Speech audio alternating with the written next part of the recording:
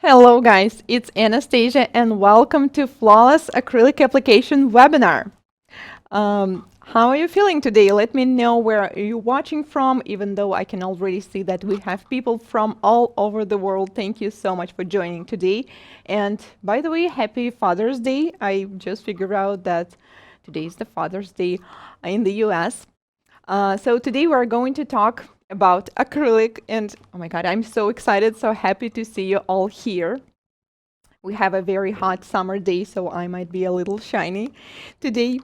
And let me know if you can see me and hear me clearly, but I think that you can. So this is what we are going to talk about today. This is today's hashtag acrylic webinar. If you will be sharing something, some art, some nails, something inspired by the webinar on your Instagram feed, on your story, Snapchat, anywhere, please do not forget to use it so we can easily find it and like it and just see how you get inspired. And by the way, a couple days ago when I was getting ready for this webinar, I came up with such a cool exercise that we are going to do today. This is like a consistency practice exercise, and I think you're going to love it. All right, watching from Scotland, California, Israel, Indonesia. Wow, I just had a birthday on June 14th, same day as our previous president. Congratulations, Lindsay. Hello, Chile, Germany, Albania. Wow, awesome. So what are we going to learn today? We will talk about acrylic products and what you need to know before shopping, about best products for beginners and pros. We will talk about the monomer, which monomer you should use, how to minimize the odor. This was one of the most frequent questions I received from you when I was preparing for the webinar. How to make acrylic brush last for years. What should I do if acrylic is setting up too fast? This question was also very common, and some product consistency secrets. Let me know if we have some newbies here, if you're first time on my webinar.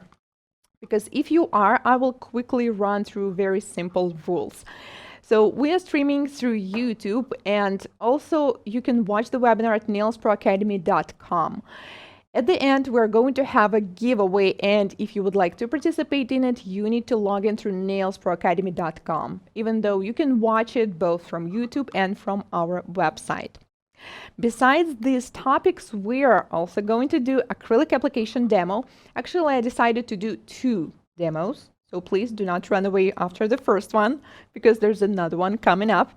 We will have a Q&A session at the end, so if you have any questions, I will work my best to reply to all of them. And we are also going to do acrylic application practice. So the first demo I'm going to show you, it would be nice if you can do it together with me. First time attending the webinar, Mabel, welcome. Newbie, Andrea, Michelle, Amber, Victoria, Abigail, Antoinette, wow. Kelly, welcome guys. That's awesome, and thank you. I hope you will enjoy it. So let's get to know each other. I can already see that we have people from entire world. I'm Anastasia Milton, and on my first beauty school, well, no, that's not the picture of my beauty school with the cow. I do not have a picture from that beauty school, so I had to, use something from that time. So when I went to my first beauty school, it was 5 days, and I learned acrylic, by the way. Acrylic was something that I started with. I was really excited, but one thing I realized later, after a few years, was that this school was promoting some specific brand. I think it was called Nail Rose. It's like some German brand. I'm not even sure if it exists still. But they were promoting this brand, so they only explained me everything about their brand. And I had no idea that there are more products out there. Like, I had no idea that the monomer can have a different color. It doesn't have to be purple. It may be purple, it may be clear, it may be pink. And well, I didn't know any of that. So that was a bummer. And later I realized that in Russia, many schools worked like that. They were tied to some specific brand, and they were teaching you how to work with their brand in order so you will buy it later, which, I mean, That's how marketing works. I don't see anything bad in it, but I really didn't understand so many things because of that. So these are some of my nails back then, the nails I did. The first one was with butterfly from rhinestones, and another one is some kind of almond or stiletto. So my original plan when I started doing nails was like this. I was studying at the university, so I wanted to make some money, buy a car, move out from my grandma's apartment. That was one of my biggest goals back then. And then as I graduate, so I had to study for 6 years. And I thought then I graduate, find a corporate job, and, that's the plan. And, doing nails was just as a side hustle just while I'm studying in the university so I can, make some money. And at some point, I didn't have enough clients to fill all the time that I had for work, which was weekends and evenings. And one summer, I decided to do a corporate job. And this is what it was like. That's like exactly how it felt. Once I do not have a picture of the my office job, but that's how it felt. And I'm not saying that all office or corporate jobs are like that, of course not, but mine in particular felt like this. I hated getting out of bed, people, and working. Like, the only thing I liked about it was lunch. It was free and it was delicious. So we had lunch break from not lunch break, like you can take 30 minutes from 12 p.m. to 3 p.m. And I remember how I was waiting for this time, like really waiting. Anyways, that was just one summer. So when I finally quit that job, I continued doing nails, and I ended up with becoming educator, starting blog on Instagram and YouTube, the one you're watching now. Winning international competitions, teaching people. That's me on the picture with my students, and all these golden trophies that you can see and medals, they all got them in that competition. Working on the fashion shows and much more. So I got this award that I'm among top 10 video nail art bloggers in 2020, thanks to you guys. You see, they call it show. Like, I have a show which is called Nail Co. And that is all possible just because of the nail industry. Because honestly, my original plan was doing something else, because I never thought that doing nails can lead me into this. I never thought that it will make some of my dreams come true, such as being able to travel, meet new people, opportunities to grow, and a way to express my creativity, to get some contracts with international companies, being independent, and so on. Like, if somebody told me this from the beginning, I guess I will be just a little bit more excited from the end. But the excitement, it just appeared a little later. Thank you so much. So when I was 20, I wrote down a list of the things I want to do. I read a book by Alan Pease, and he said that you need to make a list of the 100 things you want to do during your life. And it may be anything, whether it's like learning how to cook sushi, or jumping with the parachute, like whatever. So there were different things, and one of them was buying Mercedes for my mom. And back then, it was something like I thought I will never be able to do, seriously, because, that's an expensive car. And I was like, oh my God, I'm barely, getting some money to buy a new clothes. I don't think that's ever be possible. But a couple months ago, I did it. And once again, that's all because of the nail industry. I do not have rich parents or rich husband. That's just all due to what I did in my work. And another big dream that I had is to travel the world. And for today, I visited 89 different countries. I was hoping this number will be 100 in 2020, but then what happened. But still, I think 89 is pretty good number. So nail industry has limitless opportunities. You do not have to do all the same things that I just explained. You can try something else. We all have different dreams, different goals, but trust me, it can help you to make your dreams come true. Okay, that's all I wanted to share about me. Now let me know, are you a beginner or a pro? And how long have you been working with acrylic? Because as you were registering, I was checking, some profiles, and I've seen that some people are just getting started, like you haven't even tried working with acrylic yet. I can definitely see the familiar names and faces, so I know that you guys are with us for a while. We already have some people who graduated from Nails Pro Academy classes, so we definitely have some professionals here watching. Oh, hello from Russia. Hi there. Serbia, India, awesome. All right, so as I'm waiting for your replies, I will proceed to our first topic, what you need to know before shopping. Okay, we have many beginners here, so this topic will be definitely for you. Picking products from the same brand is not only the marketing tool, but this recommendation makes sense because whenever manufacturers design some product, whether it's a powder or monomer, they are designed to work together. Okay, so at least powder and monomer should be of the same brand. And as you will have more experience, as you will become professional, you will start exploring, testing, trying out things, and it will be okay if you will be sometimes, neglecting that rule. But as you're getting started, I strongly recommend you to use at least powder and monomer of the same brand. Because there is components that powder may set faster, and there are ingredients that come in a monomer, which will make it become a slow-setting monomer or a fast-setting monomer.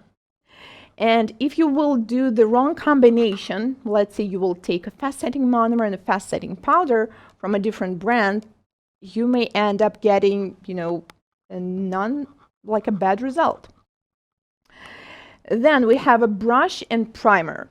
Normally, you can use any brush and any primer for any brand, but even brushes are designed for the brands. Let's say there's a brand called, I don't think I have it with me today, Entity. And acrylic by Entity is rather soft. And their brush is also rather soft, so they work perfect together.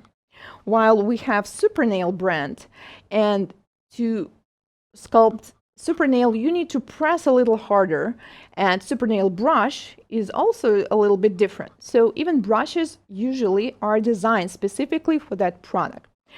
So it doesn't mean that you need to buy every single brush for any brand you've ever tried. Of course, it's fine to have like a couple brushes, but just to let you know that they work better with the product they are designed. And once again, that's a tip for beginners. If you're getting started, it just will be easier for you to use the same brush, and the same with the primer. All the rest can be from any manufacturer: dehydrator, forms, files, implements, nail art accessories, of course. Like everything else can be from any brand that you like, so no problems with that. So the most important part is powder and monomer, and brush and primer is, just a preference. Hi from Australia. I use all systems but love acrylic the most. Care is sharing. Awesome. All right, so let's proceed. Acrylic consists of two parts. We have powder, which is polymer, and we have liquid, also known as acrylic liquid, monomer, acrylic monomer, which is a liquid part. So once we combine them together, we get a substance that at some point looks like gel, right? But then over time it hardens and it turns into beautiful nails that we're about to do today. So obviously you're not supposed to work with the monomer only or with powder only. Sometimes I get questions like, can I use something else instead of monomer? Well, no, because that's how the product is designed. So which monomers you should choose? First thing you need to look is to read the ingredient list, and the first ingredient in the list is usually the ones that this product contains the most. So we need to see ethyl methacrylate, EMA. Okay, if by any chance you do not see it, or even worse, you see MMA, run. Okay, like do not use this monomer. Let me show you the, okay, like here's the example.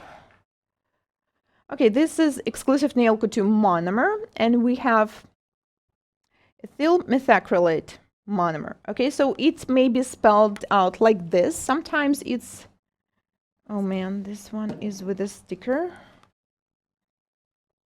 Let's just take it off so you guys can see. Yeah, sometimes, by the way, they have the instructions right here. Okay, so you see ingredients, ethyl methacrylate, which stands for EMA. It actually says NSI nail liquids do not contain MMA. That's also important, by the way, because sometimes I've seen, people just pay attention to this word, but it actually says that it do not contain. Okay, let's check the super nail. Ethyl methacrylate. Okay, so it's all good. What else we need to see? So there are different kinds of monomers. Some of them are clear, some of them are more like blue, some of them are more purple. And for beginners, I strongly recommend you to use the ones that are more purple, because purple color means that they have UV filters, and UV filters, they keep the colors more stable. They are not going to yellow over time. But most importantly, UV filters, the more there are, the slower setting the monomer is, which is perfect if you're just getting started. And of course, I would definitely recommend to use the same brand as a powder. When you buy a new monomer, the bottle should be definitely sealed. Like you open it and you have a seal. If it's not, well, I do not recommend you to try it, because unlike powders, I actually made a test. Powders, they can actually last for years. I mean, well, it's not recommended to do that, but I have some like from 10 years ago, and they're still fine because, like, it's a powder. But monomer is not like that. Once it's opened, then it has, it's going expire over time. And how do you know when it gets expired? You just need to look at the bottle. So here we have this sign which says 12 months, which means once you open the seal, you have 1 year to finish it. Okay, so if you receive the one when the seal is broken, that means you have no idea when it was opened, and well, it may expire pretty soon.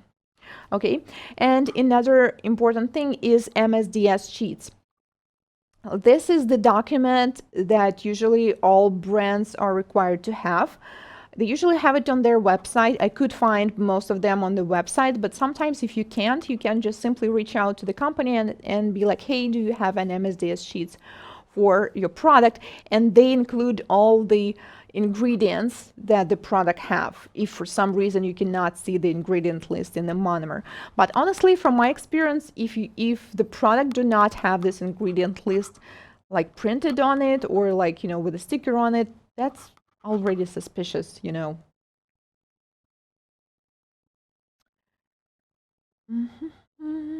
Qualified this year and loving it. Awesome.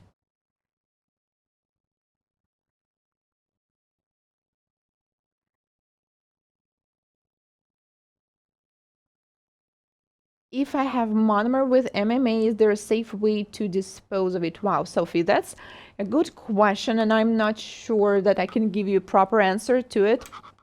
Well, definitely do not use it. I mean, throughout this webinar, I will share a couple things that you can use, that you can do with the monomer that you don't like, but even with MMA, I would not recommend to do it. So you probably need to read the rules and regulations how to dispose such things in your country, but definitely do not use it. MMA is horrible. It's hard to file and causes more skin irritating. Joshua is sharing. Yeah, I actually I don't think I ever worked with MMA, but I think I experienced it a few times when a client came to me, because it's extremely hard to take off. It doesn't even dissolve as normal acrylic does. It's like, does it differently. It turns into, like a hot chewing gum or something. It does smell terrible even if you file it off. I mean, when it's already hard. And one of the worst thing also it does to the nails is that MMA makes it extremely hard. While normally nails, they are supposed to be hard, but also they should be a little flexible, which means once someone hits the nail, at some point when it breaks, it makes it safe. But MMA is so hard that once we hit the nail, it doesn't break. You just rip it off with a natural nail, which in my opinion is definitely bad. Well, maybe some of you who've been working for a while may work with them, and yes, this is definitely something I do not recommend you to use. Now, there's another common question, like, are professional products hypoallergenic? Or some brands are using this word sometimes as the marketing, like, oh, our products are like 100% allergic reactions free. And the thing is, it's not possible to have it like, I actually even found what does this word means. Like, hypoallergenic cosmetics are products that manufacturers claim produce fewer allergic reactions than other cosmetic products. Okay, and that's it. That's the definition of this word. So that doesn't mean if you ever see this word, it's like 100% guarantee that you will not experience any kind of allergic reactions, because the thing is, we may be allergic to anything. So unfortunately, there's never can be guaranteed that some specific product will cause more allergic reactions than the others.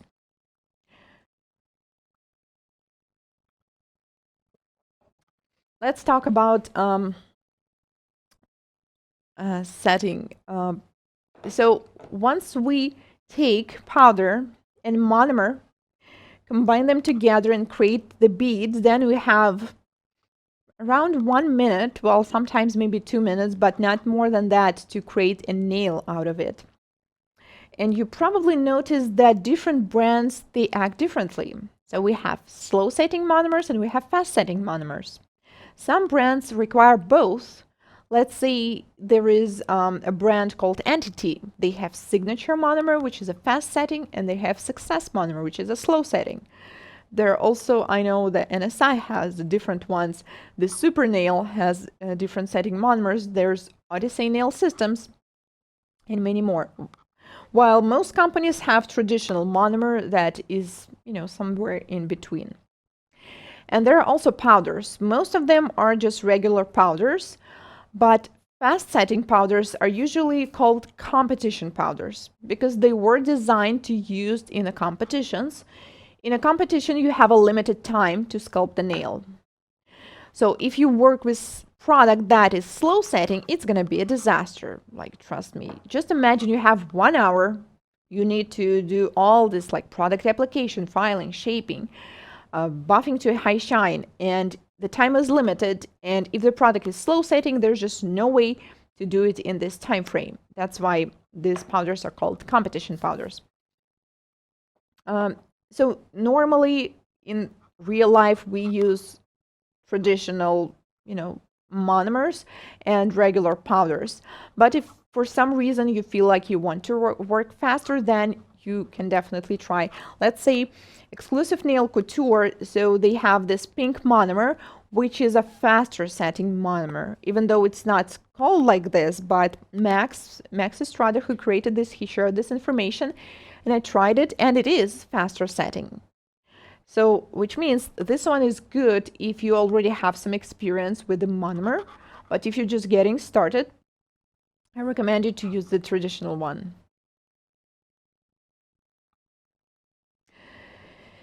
Now, one of the most, I received so many questions about this.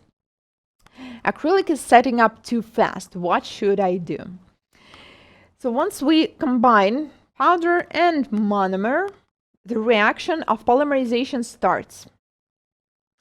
And you need to keep in mind that there are many different ways to slow it down, but some of these ways are not safe. Like they may affect the durability of nails, and we do not want that. So I'm going to share like a safe ways to do that. Well, first of all, you may definitely want to pick a slow setting products, okay, like a slow setting monomer, like dark purple monomers, traditional powders. Then temperature in the room really changes that. So when it's cold, the product is going to set up slower, and the vice versa. When it's hot, oh my God, that's going to be a disaster.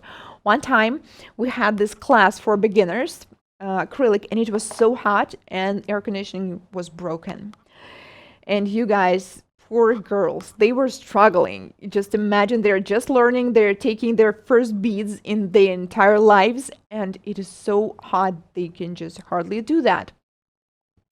But then imagine they learned like this, and after that, it was so easy for them to work with any kind of acrylic because, you know, they were kind of already used to working so fast. So you can use this rule for you. Just cool down the room. If you have air conditioning, if you can't do this, just make the temperature lower. Then you can also cool down the monomer dish. You can simply take the dish and put it in the fridge or even in the freezer. You can also put it in another container, you know, like a glass, well, preferably not this kind of glass, but, you know, flat glass, and put some ice inside it, okay? Not inside the monomer, just outside the dampened dish, so this part will be kept cool. I know that some nail technicians also put monomer in the fridge. Well, this one is tricky. I talked about some chemists about it, and they said that's not really good to do that because normally we're not supposed to cool down the products. So that's my recommendation, you know, just to put ice around it. But definitely we should keep the products at a room temperature, like it's not supposed to be extremely hot or cold. Also, you can use smaller beads because smaller beads are easier to control. Just imagine you have this huge bead and then it hardens like within a couple seconds and there's like nothing we can do. So just maybe it will be easier for you to use 5 beads to build the entire nail rather than take one huge bead and not be able to control it. And the last tip is probably the least obvious, and most people still do not listen to me, but over time, I hope you will understand and believe me, because working with proper consistency will actually help you to have enough time to apply the product. Because it's so tempting to take a wet consistency so that we will have some extra time to apply the product. But the reality is, once you make it wet, not to mention that it may cause product lifting, less adhesion, it's easier to flood the cuticles and the sidewalls. Also, you spend some time while the product is so wet, so we need to push it from here, push it from the other side, and by this time the product is already hard.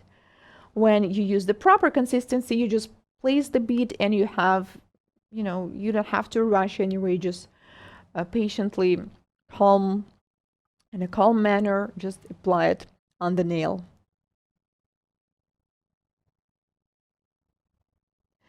Okay, consistency is my issue. Yeah, I know, Sammy. This is like, we are going to do a very cool exercise today about it, but yes, it takes time. I haven't seen a single person who was like applying their first bead in their life and it is a perfect consistency. It's just doesn't work like that. We have to make like, you know, hundreds of beads to feel them and to understand how it works. So it takes a little time, but the more you practice, the faster you will understand. I see that you guys are mentioning some brands. We are going to talk about the brand names a little later because that's on the program. And before we proceed to this, I would also like to talk about the odorless monomer. Oh my God, there's a typo, but that says odorless. So the monomers used to create the low odor products react slower and they're not as color stable, which is 100% true. So when I was learning, we also used this odorless monomer, and it's very slow setting, which is kind of nice if you're just getting started, but the another side of the coin is they're so not color stable, like the white was yellowing so fast. Another thing is that it has this sticky layer very similar to the one that gels have. So you need to apply a little bit more than usual, and then you need to file off this sticky layer. So my personal opinion and experience with odorless monomer, luckily I'm lucky enough to not really have much allergic reactions to most products, even to cheap and suspicious ones. But I could not make myself work with odorless monomer. At some point, I had to make this one-day class of how to work with odorless system in the school, and I couldn't, because once I take it, I used the NSI. It was called SPA monomer, and it's not really odorless. It still has some odor. It just doesn't work like traditional ones. Like everyone in the room cannot really smell it, but as you sit close to it, you can. So this odor was driving me crazy, and I also experienced these dry lips, and it just felt so uncomfortable working with it. I tried so many times, but I just couldn't make myself work with it. So I'm not saying like this is bad, you should not use it. No, that's actually great that we have another alternative, but I just couldn't find any ways for myself to work comfortably with odorless monomer. And also from what I see in the nail industry, most professionals also still prefer traditional monomers. So like I said, I just couldn't get this long extreme nails out of this odorless monomer because it sets up so slow. I mean, the time of the service just becomes like, almost endless. All right, so let's do some demo, and then we will get back to talking about the brands, products for beginners and pros, and all the rest that we have in the program. And then we're going to do another hands-on demo. Our state board requires we use odorless monomer for the license examination. Gregory, yeah, I know.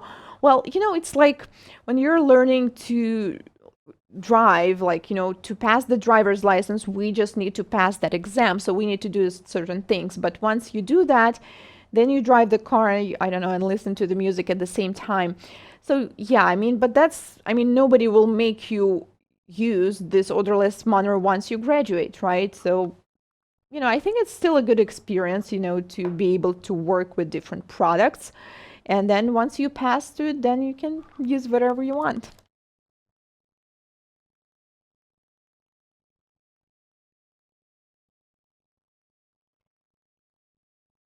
Okay, yes, and I also mentioning some questions from you guys that we have later in our program. Okay, let's do the demo. If you would like to do this demo with me, and that will be so nice if you do, this is actually a consistency exercise. And even if you feel 100% confident when working with acrylic, I still recommend you to try it. So we will need a tip. It's better to do it on the tip. You can do it on your nails too if you have extensions, but it's just easier to do it on something else. Or, if you have a model or a plastic hand. So you need to have any kind of background which you can create out of gel polish, acrylic dip, anything. And the surface should be buffed. Okay, so if the surface will be shiny, it will be kind of tricky. So I have a few tips with gel polish because, I do a lot of swatches, and then I use them for this, for fun. And also we are going to need one color of powder.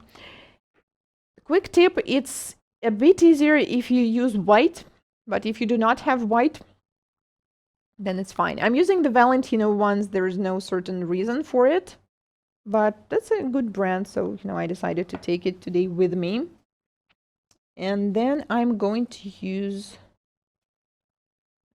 a tissue.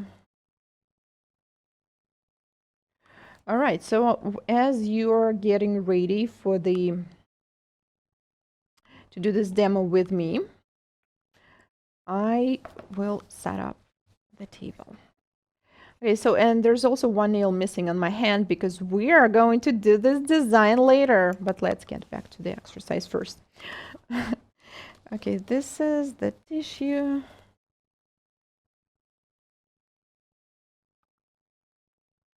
This is the powder. This is the monomer dish. And this is the background. So you can use any brush that you currently have, or any of your brush that you normally use for acrylic application. I'm going to use this one, number 8 by Harmony. And monomer as well can be any kind of monomer. If you are professional, that it will be easier for you to use the fast setting. If you're just getting started, it may be any monomer that you have. Okay, so this is an exercise. Okay, so do not worry if it will not be perfect. The goal of this exercise is for you to understand the actually the 4 stages of acrylic. And before we start, oh my goodness, sorry on that. I just wanted to, I will explain them to you first, so it will be easier to understand. Okay, so the first one, the first stage, yeah, that's perfect, is wet. That means once you take the acrylic bead, it's, it's wet, it's just flowing all over, and no, it's just like this. Then another one is perfect. It's just a perfect, nice bead that we can work with. And then after a little time, this perfect bead becomes matte. So we can still work with it, but then at this point we need to press harder. Okay. And then after that, it's going to be dry, or hard, the kind of consistency that we cannot really work with anymore. Okay, so I would say this one is what we need to work with. Okay, perfect.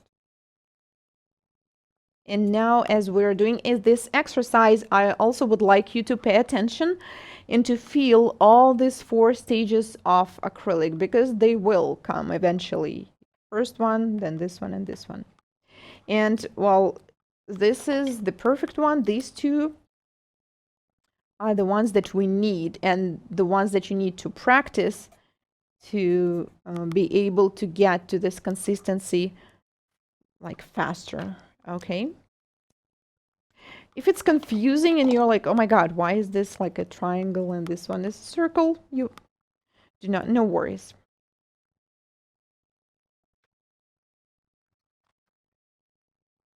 All right, let's get to the exercise.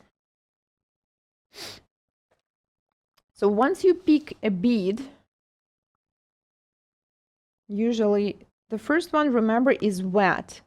It's shiny, it's flowing, it tends to fall off the brush. But then as we dry it a little bit, then it looks more like a perfect, like it's almost a perfect pearl. And if we just release it and wait, we can actually help it by using, a hot air, something like this. So eventually it will become matte. And over time, it's going to be hard that you will not even be able to press it or do anything with it. Okay, that's the last stage, which is hard. All right, let's practice. So we're going to do flowers. And if you're questioning like flowers, Anastasia, I thought this is like acrylic webinar, not a nail art webinar. Well, this exercise, even though it's kind of a nail art, it's still a very good exercise to do the consistency. So, like I said, the point is not to teach you to do nail art right now, even though, I mean, if you repeat this exercise, you will, but to feel the product. So we pick up the bead. If you place it right away on the tip, it will be wet. That's why I added some extra monomer into the tissue. And now I place it, and it's in the condition called perfect. And while it's perfect, we need to do this to turn it into balloon. Oh yeah, it does look like a balloon, right? Now we need to wait until it's matte. Once you see that the surface is matte, we can start pushing. And the tip of my brush is always looking in the center of, in the tip of the balloon, let's call it like that. Well, actually it's a petal. I hope it does look like a petal by now. So I press harder in the center and I press less to the sides. But like I said, do not try, to make it like super perfect. The point is to understand how it works. Okay, so then you need to take the same size of the bead if you would like to create the similar petal. If I just take the bead and place it right here, see what's going to happen? It just flows all over, and we definitely are not getting any good result out of it because that was too early. If I will take this bead that I, took a while ago and try to place it on the nail and press, what do you think gonna happen? Well, nothing, because it's already on this hard part, it's already hardened, and we cannot really move it. So the same thing will happen if you try to press it when it's too late. Nothing's going to happen, okay? It's not going to move. So let's go through these 4 steps again. We pick the bead. It's rather wet. Then I place it on the tissue and turn it, whoops, into perfect. Then while it's like that, I quickly do this, turn it into balloon. And then we wait a little longer. The waiting time really depends on the product, on your room temperature, on many things. So do not. So you see now, if I start pressing now while it's wet, the brush may start sticking to it, and the shape of the petal will be, slightly different. But as I do it now, when it's matte, it's just so much easier to do it and to control it.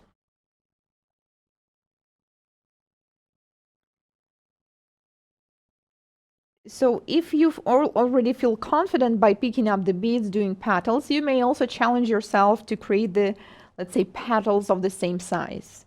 But if it doesn't seem as easy to you yet, like no worries, just focus on the consistency first. So we pick up the bead, we put the rest on it. The reason I'm doing this with the tissue is because the brush I'm using is definitely too big for design. So you see this bead, it was kind of dry on this side. That's why it was not sticking too well.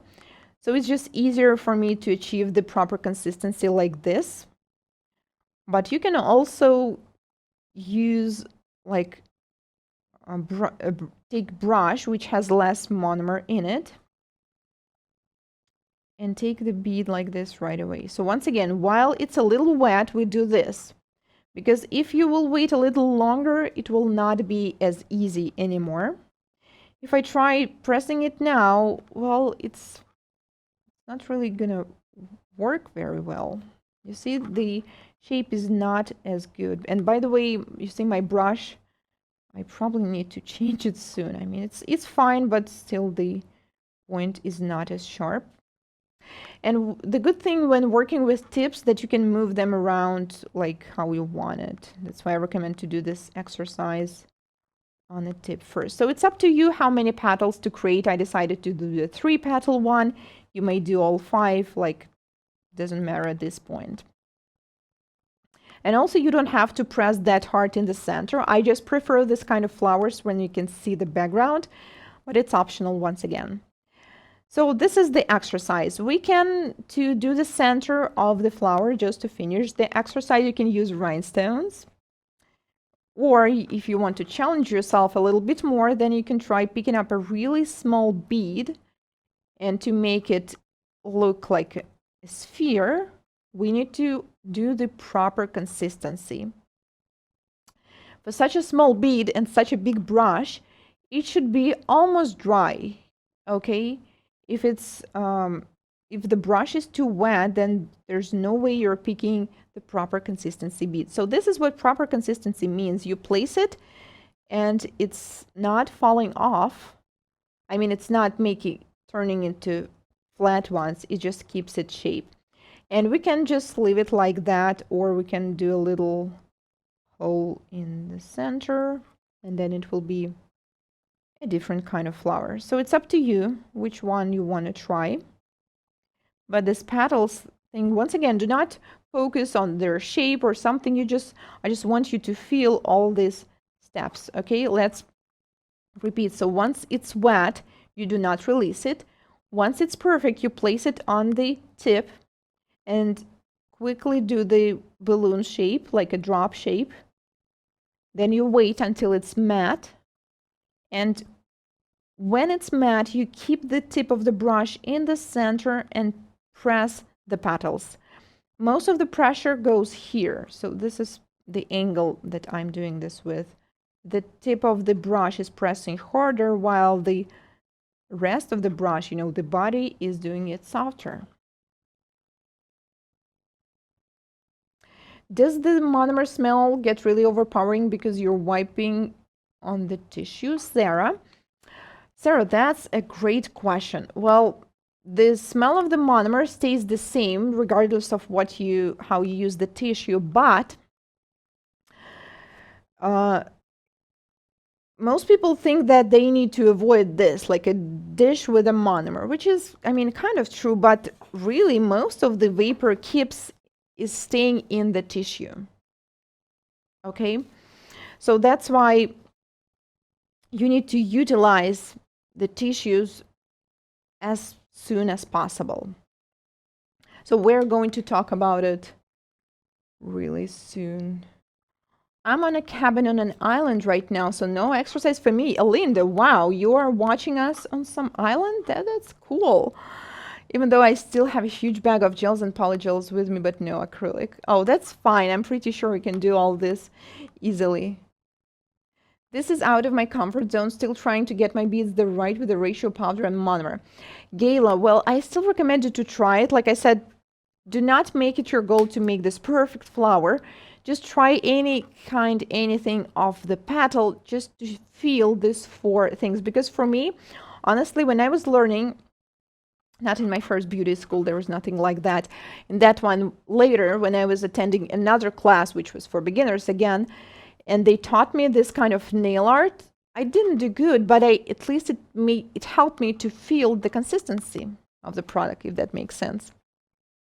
I think I need to not use this low setting monomer anymore. I think I'm already ready to upgrade for fast setting. Here you go, Kim. Yeah, if you feel like you applied the monomer and you're like waiting for so long, then yeah, maybe it's time to switch. But like I said, you need to consider all things.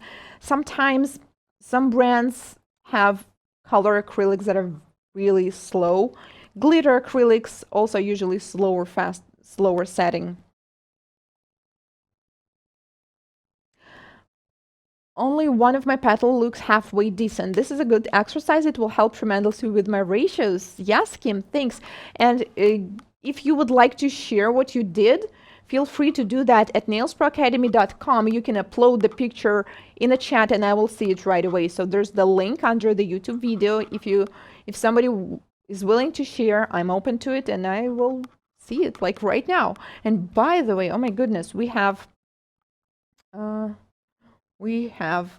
almost 300 people watching us live. Oh my God. Thank you so much for that. Let's continue. We have so many more topics to cover. So what I showed you is just one exercise that you can do to improve your ratios. There are much more of them. There are definitely much more topics that needs to be covered in order to do the perfect acrylic nails.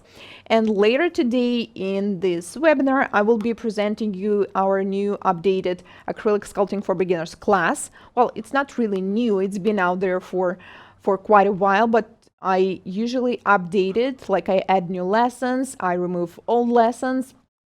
So this class includes 100 plus lessons, nail anatomy, product chemistry, form fitting, filing and shaping. So it's 100 plus lessons, so it's just impossible to list all the names right here.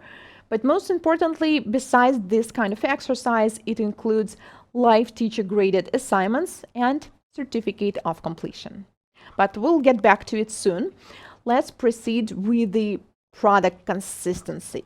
So as you probably know and just seen me do the demo, when the consistency is too wet, the bead looks like this. Well, on this picture it's a little matte because we had to wait to take the picture, but normally it's going to look glossy, like it actually looks wet. Then we have the consistency with the visible dry particles in it, and I am probably not able to switch the presentation to the next slide. Please help.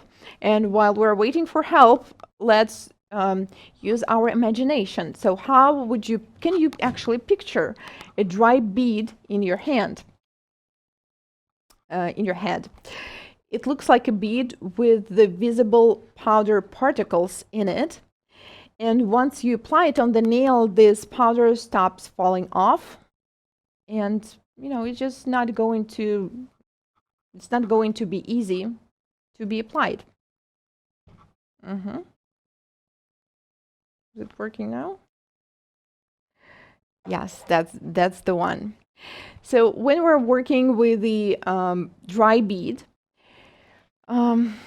it's going to affect not just our performance, but also we may have bubbles. When we're working with the wet consistency, we're also getting in trouble because we may flood the cuticle and the sidewalls. It will just be uncomfortable to apply it. And what's worse, we may cause allergic reactions because normally when we have the proper balance of powder and monomer, the product hardens, and after 48 hours, this total polymerization cycle, it finishes, and we have just finished nails. But if we had more monomer than we're supposed to, some of these molecules will never find their pair, and there will be some monomers left. And where do they go? They are going to absorb right into the nail plate. And if this nail plate was damaged or overfiled, even worse, then, not really good for our clients. And this is the perfect bead. The perfect bead, it doesn't necessarily have to look exactly like pearl. I mean, it may be more of an oval shape. But perfect, it's like, warm butter. Just imagine this butter and you warm it up in a microwave a little bit, so you do not need to apply too much pressure to level it up. But at the same time, it's not flowing all over. And also, you do not need to do some enormous pressure to spread it out. Make sense?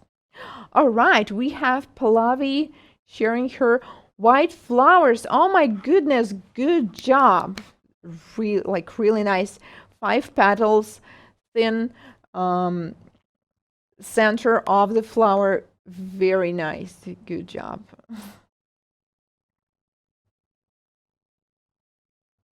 I was told to, oh my God, we have so many messages that I'm not even able to catch. Okay, so I'm sorry, I wasn't able to catch the name, but there was the question like if we add monomer, if we add acetone to monomer, it will help it to set faster. Yes, that's true. You can use this trick, but this trick only applies if you want to do nail art flowers, okay? Because adding acetone will not do any good for the monomer in terms of structure, okay? So please do not use it to build the entire nail. But for nail art, that's totally fine. And yes, feel free to use this trick.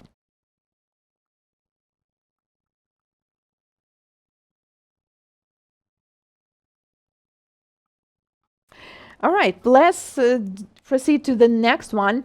Best products for beginners. Any kind of recommendations with the brands, we all have different tastes, choices. We're all from different countries. So I cannot guarantee if you're a beginner, like one of these brands will perfectly work for you, but that's from my experience. The ones that I tried, the ones that I myself use or recommend to my students. And also, I created the list of products for beginners and pros with the links to them. And if you are watching through Nails Pro Academy, that means you registered for this webinar. I can send you this list after the webinar. Sounds good? On your email. If you're watching only on YouTube, then you can register now under the video, and I will also send you this. Okay? Because if you do not, I will not know your email, and so I will be unable to send it. Okay?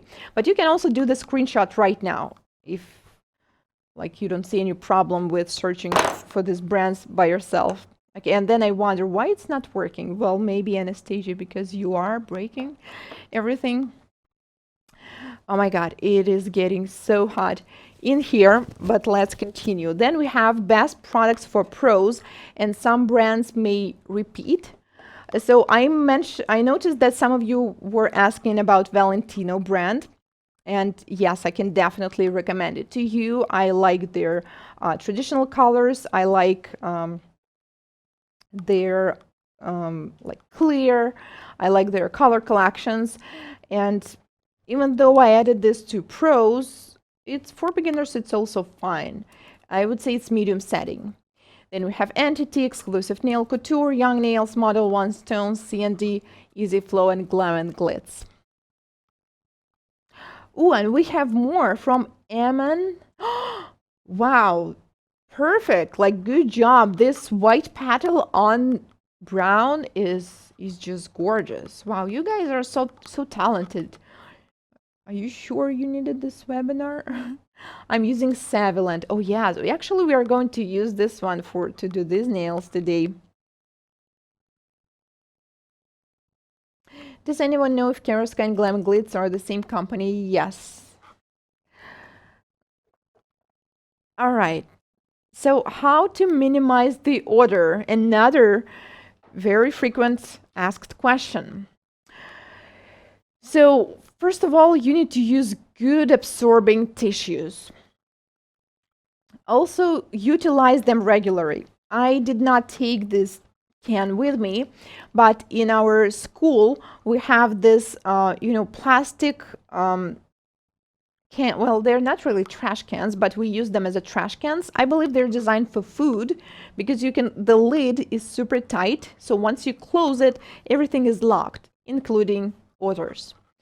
So once you work with it, you may just throw them away and put this in this can. But if it's plastic, it's better to use, something like a plastic bag first, because all these vapors will make this plastic a little sticky. Also, I recommend you to use monomer dish with a lid. Unfortunately, I couldn't find my favorite one. I don't really remember where I left it, but I used to own one. It's a black ceramic dish, and the lid is like super tight.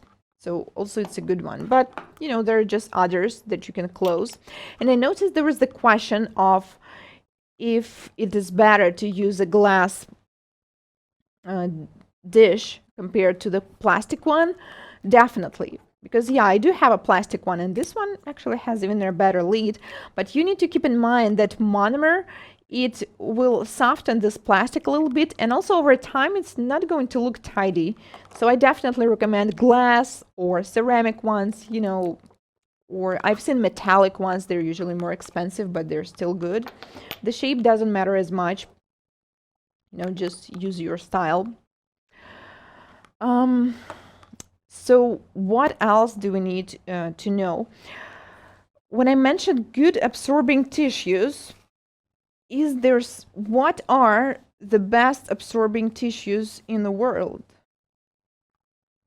Like, there are regular tissues. There are like tissues we use for our housing, but there's actually one that may absorb the odors really well. And well, I hope this video will not get blocked for it, but here's one secret to keep at least the commercials, the advertising claims that these things keep not just the moisture, but the order inside. Well, obviously you're not going to do this in front of your client, right? It's kind of gonna look weird. So this is what you do. You just put it wherever, you keep it. You decide to. And then you just place the regular, standard tissue on top. And no one will know.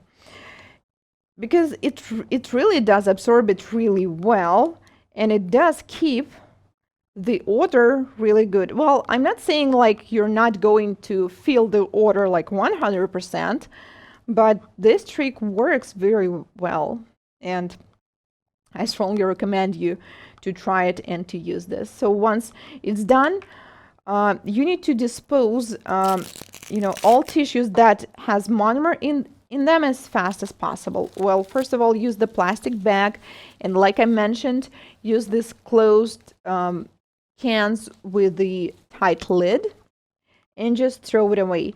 And once you do that, and also you keep like the monomer closed, the odor will not be as bad in the room. And another thing that you should definitely use is a ventilation system, of course.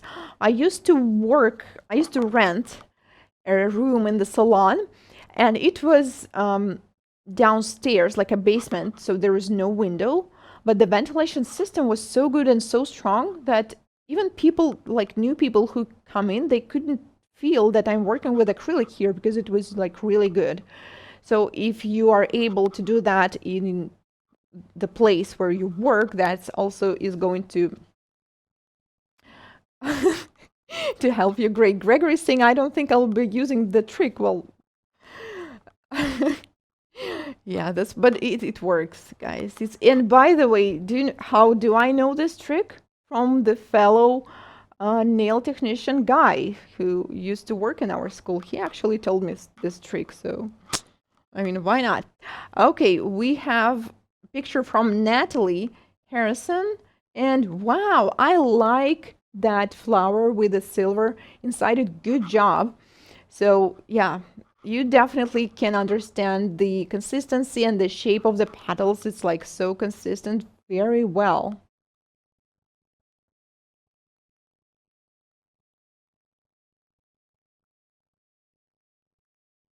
I have seen people use car towels and it looks like they work very well. Well, yeah, I think any kind of towels that absorb really well, like I know there's ones for pets, right? But I think those may be pretty thick. Well, anyways, if you find something similar that, has like a different idea of it, keeping the vapors inside, then yeah, I think it's going to work. I mean, why not?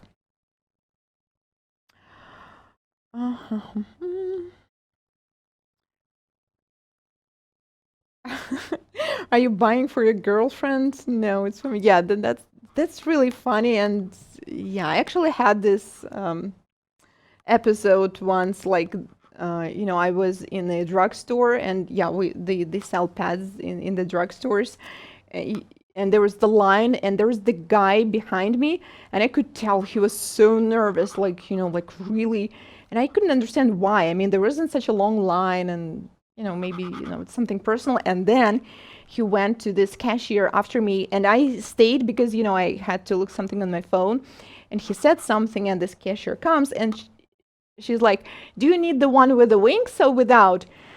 And he was so mad, like I could tell he was with anger. He's like, I don't care, like I don't know, just bring any. And this is why he was probably mad from the beginning. I guess his girlfriend or his wife just asked him to buy him those, but I mean, okay. All right, we have Amber sending okay, good job. So I recommend you to press a little harder in the center because you did good job with the shaping of the petals, but the center can be pressed a little more. But very nice. Actually, from this exercise, maybe you will understand some things, like maybe your product is too slow setting or fast setting, or maybe your brush doesn't work very well. Abigail, I still need work. Awesome. So I can recommend you just to place the beads a little further from each other. And other than that, it's pretty good. And yeah, you need to leave some space for the center part, but not bad. All right, so looks like the next thing we have on our program is a hands-on demo. And later, I'm going to give you some tips on how to make your brush last for years. But first, we need to finish up with my nails because, see, I still have this couple of naked nails. And we're going to do this beautiful design. So I'm switching to this. And we are doing this nail art today. Now, I just wanted to do this kind of galaxy or marble. I don't even know how to call it for a while. And then I thought, yes, we're having acrylic webinar, and this kind of design is just perfect for acrylic. So this is what we are going to need. I will be using drops, color drops by Seviland. If you do not have drops, then, well, I will explain what you can do instead. You can use a little bit of black powder. But the black powder, you will not need to mix it with the monomer. You will just use it separately. That's why I will need 2 dishes. One with the black, and another one will be just a clean monomer. I've messed up 2 brushes already, Elizabeth. Oh, I'm so sorry. And yes, this actually happens when you're getting started. That's why we actually, I believe we have like 4 lessons about brushes and how to prep it, how to work with it in our class, because unlike gel brushes or even nail art brushes, acrylic brushes are expensive, man, right? I mean, they're pricey, especially good ones. That's why it's very important to take care of them from the beginning.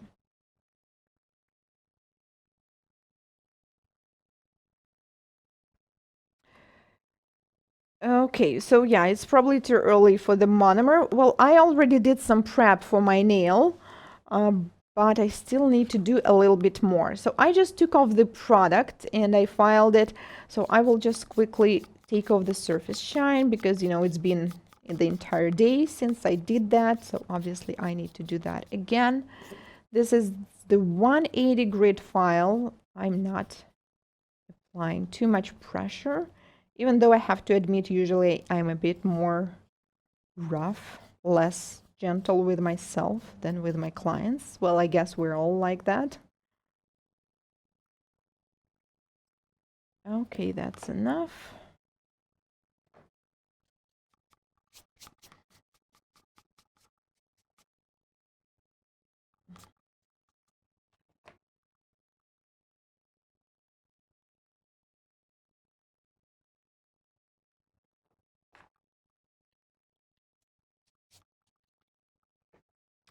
All right, so let's mix the black. I'm using the one where I have less monomer because we are doing just one nail. So obviously I do not need much.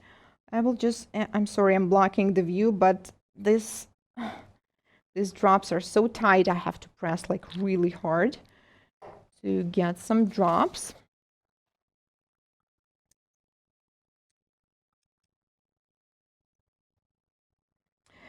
Then I mix it with the monomer and let's see what we have. I will take clear powder and see how it looks like. Well, that's probably what I intended to do, just have some gray color. If you wish to make it darker, you can add more drops, but I think that's the one we're going to use. Also, I'm going to use this color by Seviland. It's called Sky. This is like a beautiful light blue glitter. And also this pink. This one's also by Seviland.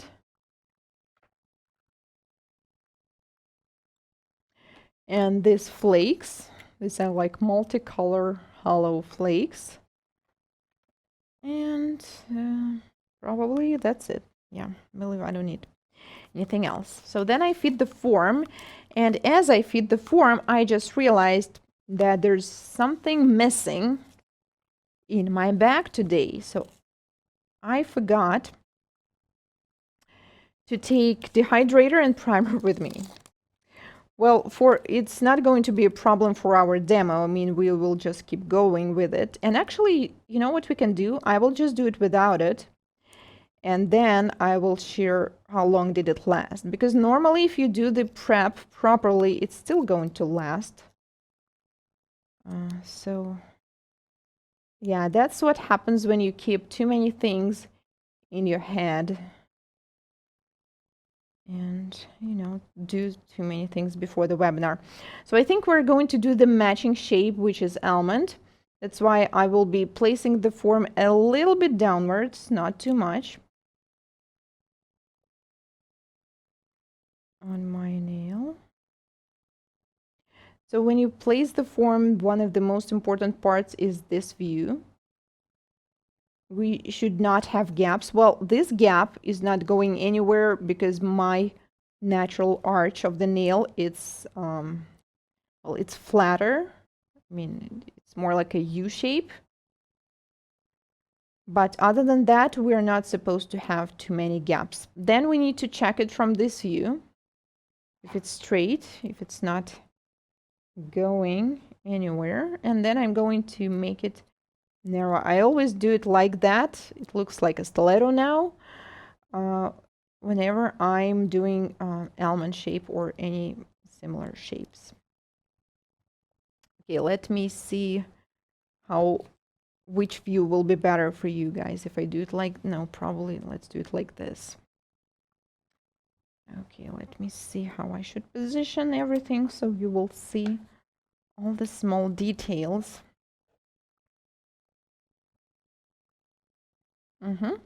Okay, so now we apply dehydrator and non-acid primer. Well, like I said, I happen to not have it today with me here at the studio, so let's just pretend it's there, okay? And then we are doing the foundation. So I'm going to use monomer mixed with the color drops and the clear powder. If you do not have black drops, you can use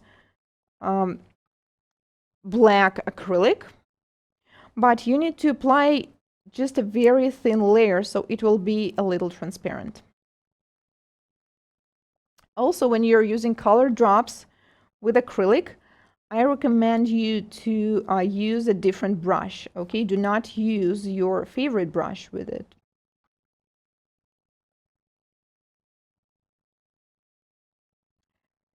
Okay, so at this point, we need to apply almond shape. Well, we are using black color, and the form I'm using now by Tones is also black.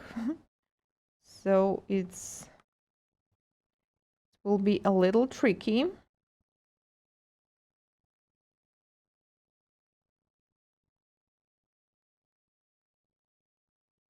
When you're doing any shape, you need to see this shape almost from step one. Okay, so it's not like, okay, I will do stiletto and then I file it all the way into the almond. No, you should do the almond like right away. So I'm adding a little bit and let's see the length. Yeah, almost there.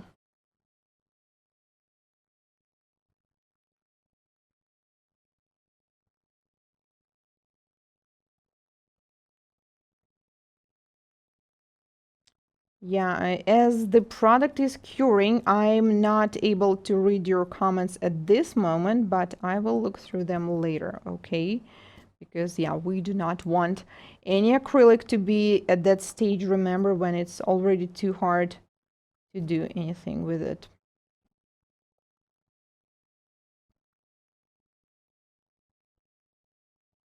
Actually, I had it one time. One time I forgot to use primer on myself at all on the entire hand. And surprisingly, do you know what happened? Well, nothing.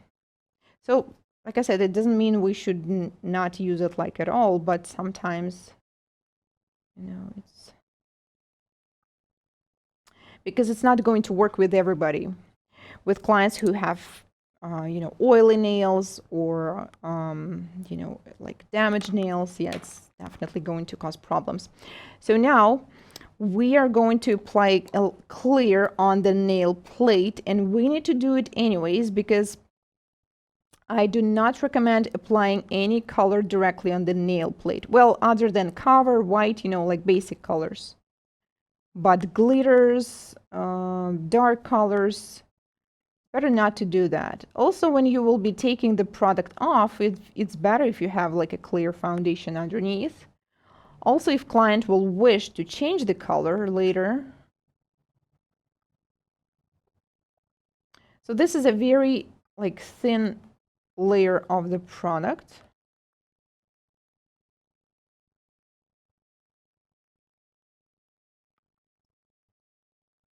And then let's do some design. I'm going to use this colored monomer, and this time I'm taking this powder. So yes, you can use actually any colors with colored monomer and just, create an abstract line. Oh my goodness, this was probably too much. But on the other hand, there's no such thing as too much glitter. Then I'm going to take a little bit of clear and flakes and just randomly apply them where we would like them to be. And then I will add some pink together. This is not just pink, this is pink with a black colored monomer. That's why it looks different. If you're going to use the same pink with a clear, like with a regular monomer without the color, it's going to look also a bit different. All right, now I'm going to seal it, but not like not very thick, just slightly seal it with a colored black monomer and clear powder. So you see, this is definitely too wet, which is not very good, but since we already have a clear product underneath, it's not that bad. So the worst thing that we can do is to apply wet consistency directly on the nail. But when it's on top of design, it's not that big of a problem.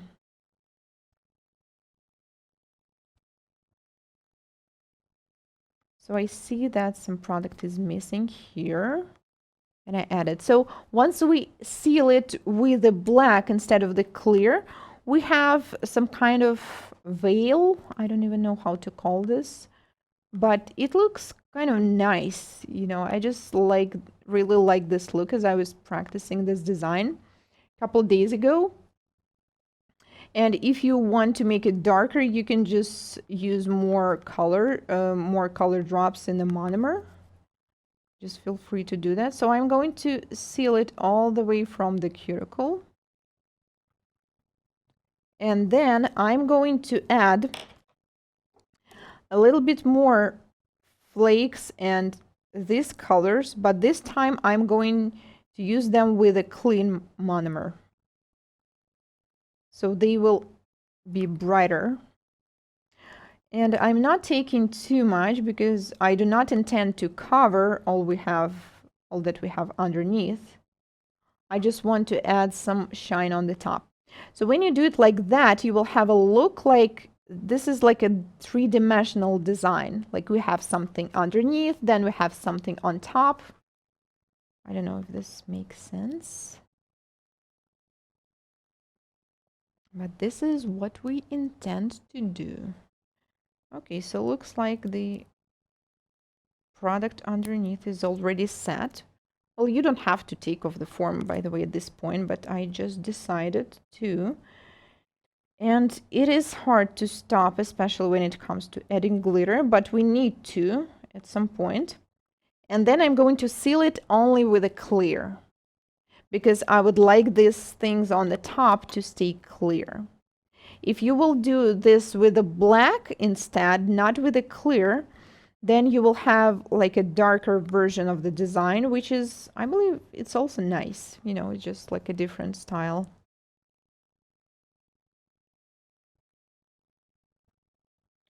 So when you're working, not just applying one color, but doing multiple layers like this, focus, you need to keep in mind, okay, that we still need to create the structure of the nail. Like we need to have apex where it's supposed to be. Okay, now the focus is back. We also need to seal the cuticle area. It's supposed to be thin. So when doing design, we're basically sculpting the same kind of nail, but it's just divided into few parts. Okay, the nail is not supposed to be like 3 times thicker. Ideally, it should be the exact same thickness as you would do just one color nail.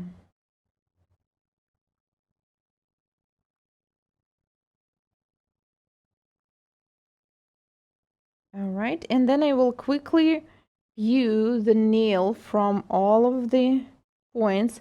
Okay, we have a little bit of here product missing, so I will just quickly add it.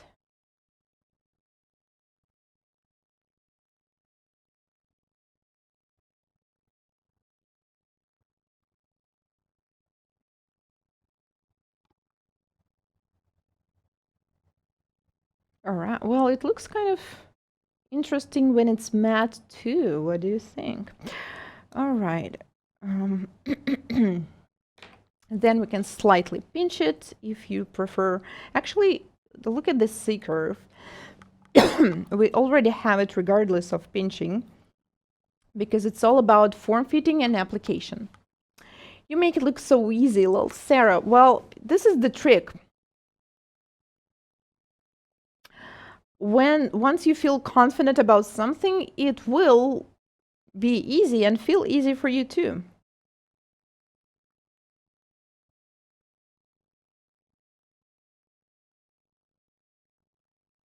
Is colored monomer necessary? No. So if you do not have color monomer, then you can take a black acrylic powder and take a tiny bit of black acrylic powder, and then on the same bead on top of it, take the clear. So you will create a similar look. It will look a little bit different, but very close. Well, I did not really need to pinch it that much. Okay, so we need to wait until it sets a little bit because I did just one nail. By the way, it's warm at this point. And we just need to, to shape it right here. And I believe, yeah, that will be it. Okay, and while I'm waiting for it to set, I can read your questions. Okay, we have Dorothea sharing her flowers, and wow, that's a beautiful pink colors. I noticed that you have the powder with glitter, and glitter powders, they work slightly different. They're usually slower setting. So I assume it took you quite a while for them to become matte, and it's harder actually to do petals from glitter powders. So good job. And you took the hard path. Okay, looking through the comments, what acrylic powders is she using? I use Sevalant acrylic powder. I showed them in some of my videos. You can find them on, if you scroll through my recent, I believe it was last month, videos. So this color is called Sky, another one is called Plum. They're both from one collection. And I also use these flakes, like regular multicolor flakes. And yes, this color is also by Sevalant. Well, there are different color drops from different brands, and it's not super necessary to have it. So I'm putting it all away, and I would like to give you another tip before I take it off. I don't know if you noticed that I have all kinds of different tissues, but I always use this one on top. So what's so special about this tissue? Some tissues, they come colored, like here we have yellow, We have black, we have white, and they are textured. So you see there's, I don't know, this is like giraffe or zebra, whatever they were trying to show. This one is just the decorations. So when tissues are textured, that means they're added some things to do this texture. And these addings are not good for our brushes. So the best kind of tissues, usually Kleenex produce them, are like this. So you see, well, we have a little texture here, but this part is all smooth and flat. And ideally, that's what you should use for your brush. So once you're done working, you just need to wash it in a clean monomer. And by the way, if you have a monomer that you don't like, let's say it's too fast or too slow setting, or I don't know, it just doesn't work for you, you can use it for cleaning. So I press here a little bit so I can clean the handle, like this part, and then I rotate the brush so I will keep it like in a perfect sharp shape, and this is how we should store it. So brushes should be stored horizontally, okay? Do not ever, please keep them in a I've seen some people keep them in like this, because once you do that, the monomer that's still in the bristles is going down, and eventually is going to come here to the metallic handle, and it's going to cause corrosion. And this is why your brush may yellow your product. No, it's not the product that's bad, it's, you know, the brush that's turning it into yellow. Also, another important thing when storing your brushes, well, unfortunately, some brushes come without handle, like without the lid. So you maybe you can try to find one, because usually a good quality brushes have it. And another important thing about this thing, like this one, is by Tones, by the way, another good product I can recommend to you. It has this hole for the ventilation. Because once we're done working with the brush, there's still a little monomer remaining, and ideally it should be ventilated. Because I've seen some brushes with a handle which did not have a hole, so I had to create one. I have a whole bunch of NSI brushes with this hole. And also, if you're using color drops or colors or glitters, I recommend you to have different brushes for it. Well, of course, it may be a very kind of luxurious to have a brush for every single color. It just, you know, I work for 16 years, so obviously I have tons of brushes. Like this used to be a good brush, but over time it's not as good anymore, and then I turn it into a color brush. And also, you know, this is one of my oldest brushes. You see how terrible it looks like? That's actually, I'm curious.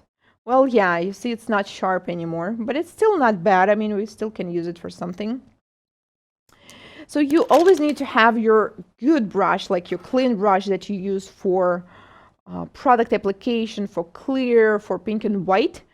And then, you know, a couple brushes for colors, for glitter. You may probably notice that I used this one for black drops. I didn't use the same one. And after work, I'm also going to clean it in the monomer. So you see we have some black there and glitter, obviously. And then I do this again, and then we have this perfectly sharp edge. If your brush is not able to do this sharp, well, you see this brush is kind of good, but it's not as sharp anymore as this one. So whether I didn't keep it really well, you know, it was like the tip of the brush was touching something, or maybe, you know, the brush is already not very good, or some brushes are all like that from the beginning.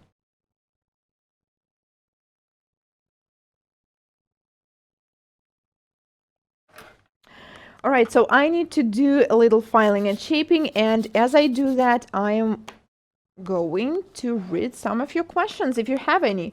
Oh wow, we have more works. Erica shared her beautiful mint flowers. Good job. Awesome. Shani, here are my flowers. Wow, good. So I recommend you to press a little bit more in the center, because the entire petal is almost on the same level, and we need to have the center a little bit thinner. I can see there are two petals that are like that, but just try pressing a little more into the center. Other than that, very good.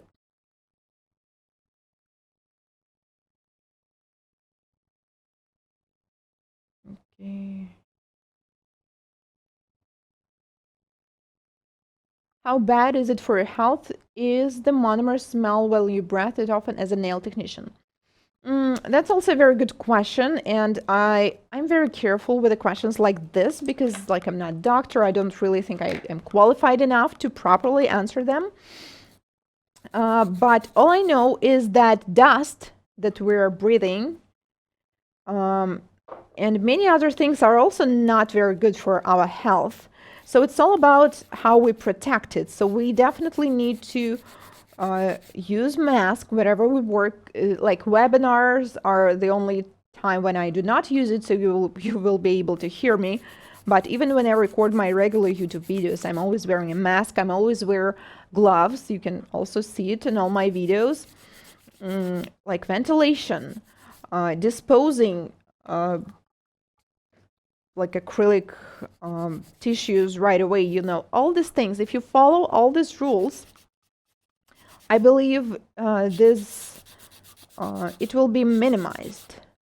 It's really hard to say. You know, when I live in like a really big city, so when I come out of the street, there's such traffic, you know, all this gas and vapors.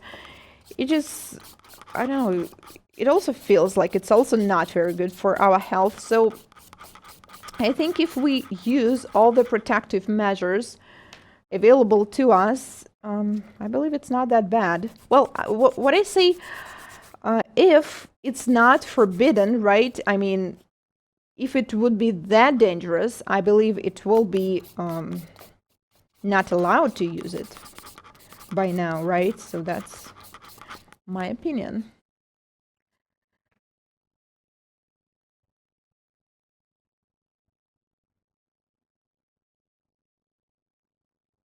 Should brushes be crimpled?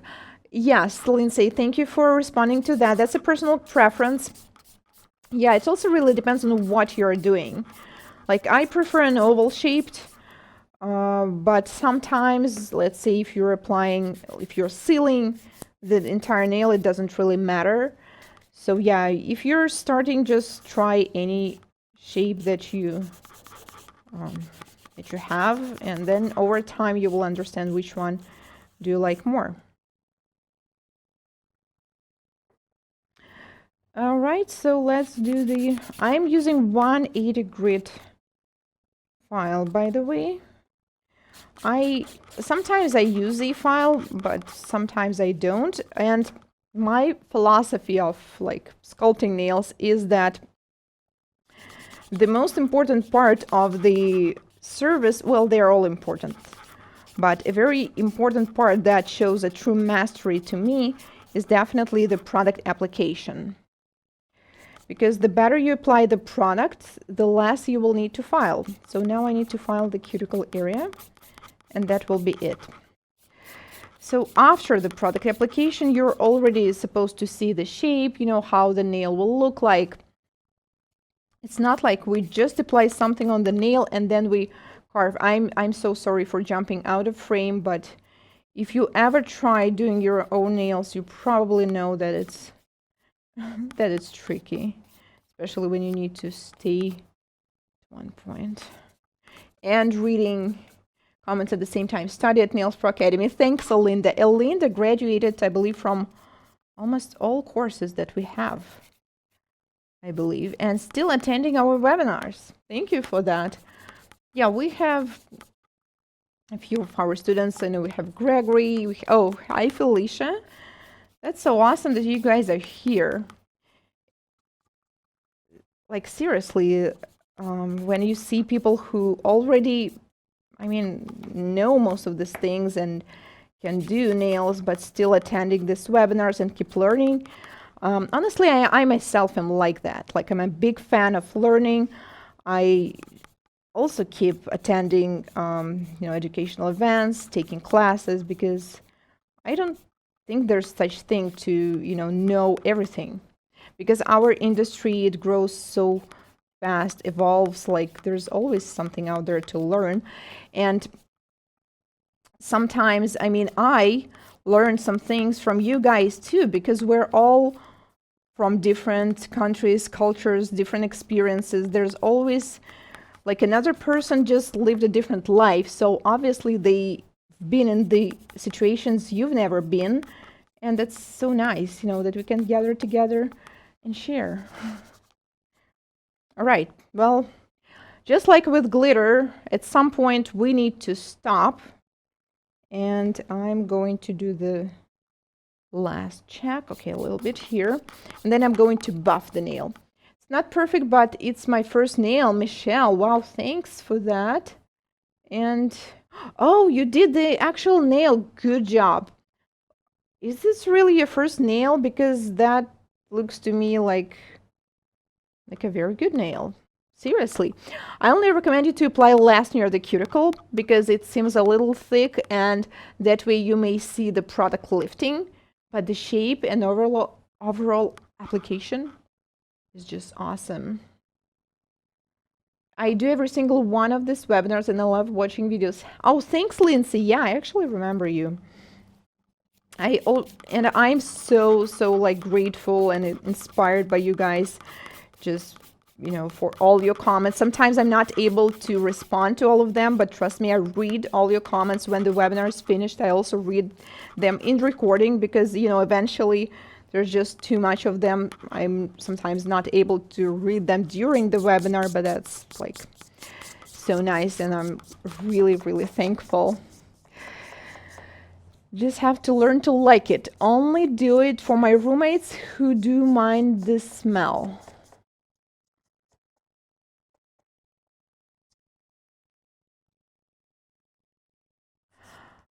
I do not want to deal with the nail couture. Well, I'm only sharing the products that I like according to the quality of the product. Yeah, unfortunately, I cannot give you much advice on like how of the service of the companies, because most of these companies, as I also have a blog and I receive most of the products, they just sent me to them as a bloggers. That's why I do not really get an actual customer experience usually. That's why, yeah, I cannot really share like which company has a good or bad service in that terms. But like I said, I am open to discussing any like brands, companies, anything. That was, kind of my dream, to create a school, even though we do have we partner with some brands, but on the other side, we're not like promoting like a single brand. I'm just sharing the brands that I like. Okay, I think it's probably time to switch to the nails so you can see what's going on. I'm also openly sharing when I didn't like something. I think it's fine. I feel like the smell of money is inevitable, Lauren. Well, yeah, like I said, it's the smell of money. So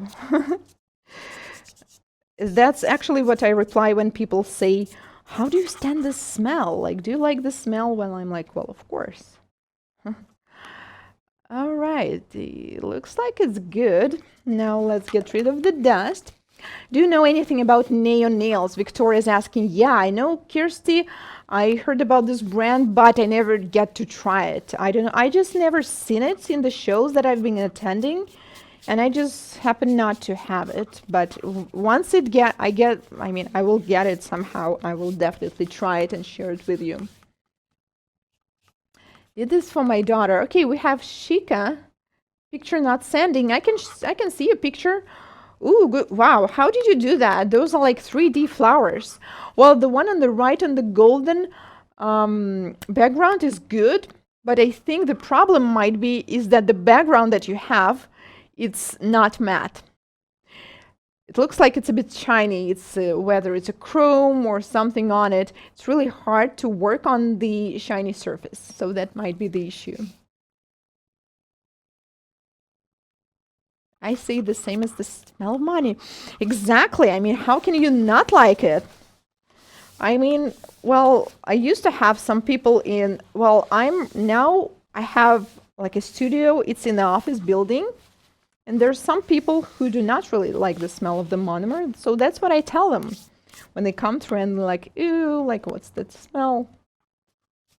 I'm like, that's the smell of money. What dusters do you recommend? Guys, I will need your help here because I myself am still in search of a good quality dust collector. I heard that Valentino is a good one, but it doesn't have this European socket. All right, so all we need to do now is to seal it with the top coat. Actually, I have a wet wipe, so let's wash the dust off a little bit more.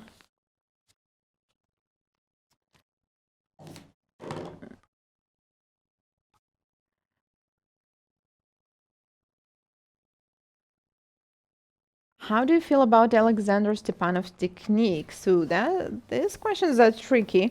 Well, actually, his videos are blocked in Russia, so I'm not able to see all of them.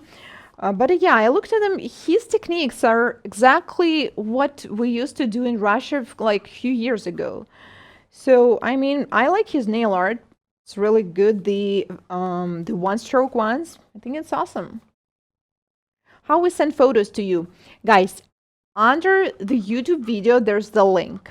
You need to click on it and log in through Nails Pro Academy. That's not only how you can send pictures, but it's also how you can participate in a giveaway, which I'm sure you would like because there will be a chance to win my online course. Meanwhile, I love young nails. Oh yeah, I actually added them in my recommendation list for both for beginners and pros, I believe. Okay, Elizabeth, my husband says the same. When I ask him if he's bothered by smell, he's like, nope, smells like money to me. Okay, ooh, nice. Did you just do this nails, this application? Good job, like very well. Just apply a little less near the cuticle because that looks a little bit too much. First acrylic nail, Natalie. What, seriously? I mean, oh my God. How is that possible that this nail, unfortunately, I will find a way next time to show these pictures on the screen. But if you guys are at Nails Pro Academy, you can see the Natalie's nail now, and it's like, wow. It's actually exactly like the nail I did. I believe you used the same colors and even like the same shape. Impressive. All right, sealing with the top coat.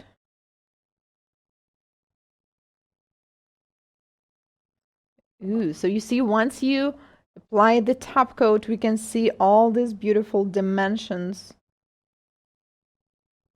And this nail is a little bit like a glass nail.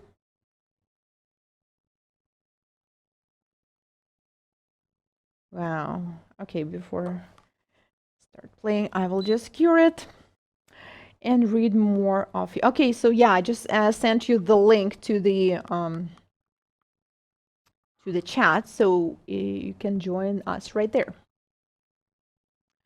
I do polygel for 2 years. First acrylic I tried. Wow, you are talented, Natalie. Very, very well. Okay, we actually have a few more topics to cover. How to make your acrylic brush last for years. So now I showed you most of the tricks, so let's summarize them. Untextured, uncolored tissue. Okay, no yellow fancy wipes, just regular Kleenex ones. They usually come in a box like this. You know, when you just pick the one, this one's Zewa. Well, anyways, usually they comes in the boxes like this, and these are like the best ones for our brushes.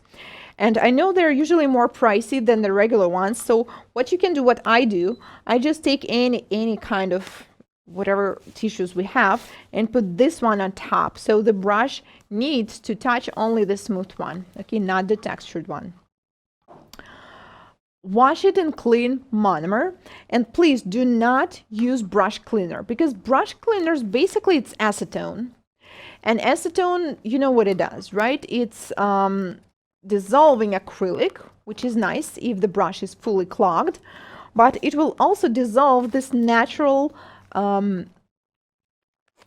ingredient that brushes have between their bristles that prevent acrylic from sticking to it. That's why you cannot take just any Kolinsky brush that's designed for painters and use it for acrylic.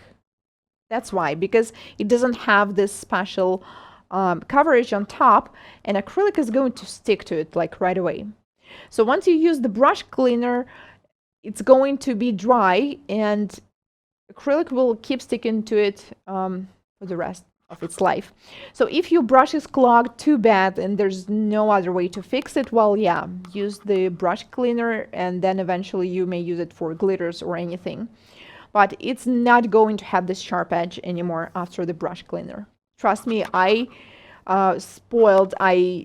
messed up so many expensive brushes because of that.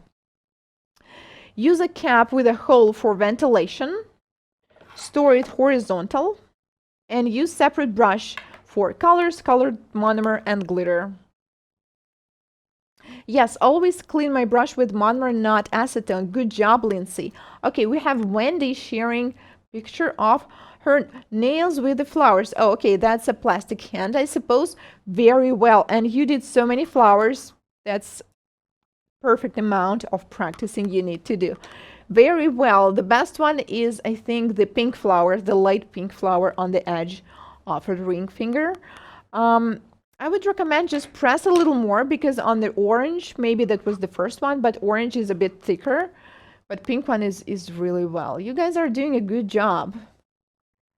Do you wash your monomer dish? Honestly, not really.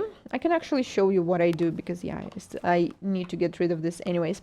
So once I'm done, I just take the tissue like this, and are you guys ready for the sound? Another sound of money.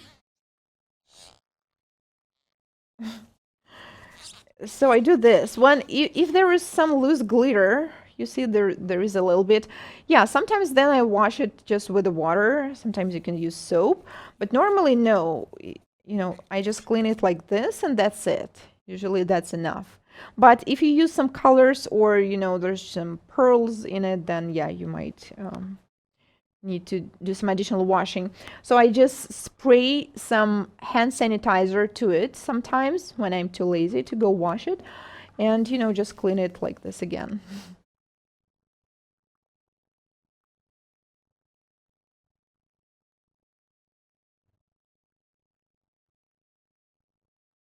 ASMR. Yeah, that's like a different kind of ASMR. All right. So these are 7 steps to perfect nails.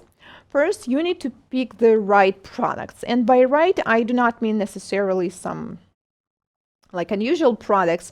In our case, let's say if you're starting, then it's better to use the same monomer and the same polymer of the same brand. It should be EMA monomer. So I gave you most of the tips that you need to know about products today, so you are covered on that step already, I hope. Then we have nail prep, which is very, very important, and most problems with product lifting are due to improper nail prep. Then we have consistency practice. It's important to feel acrylic and to use the proper consistency whatever you're doing and applying the product. Then it is form fitting, because if you did all the rest perfectly, but the form is, let's say, fitted to the side or downwards or upwards, the nails are not going to look good. Then we have product application.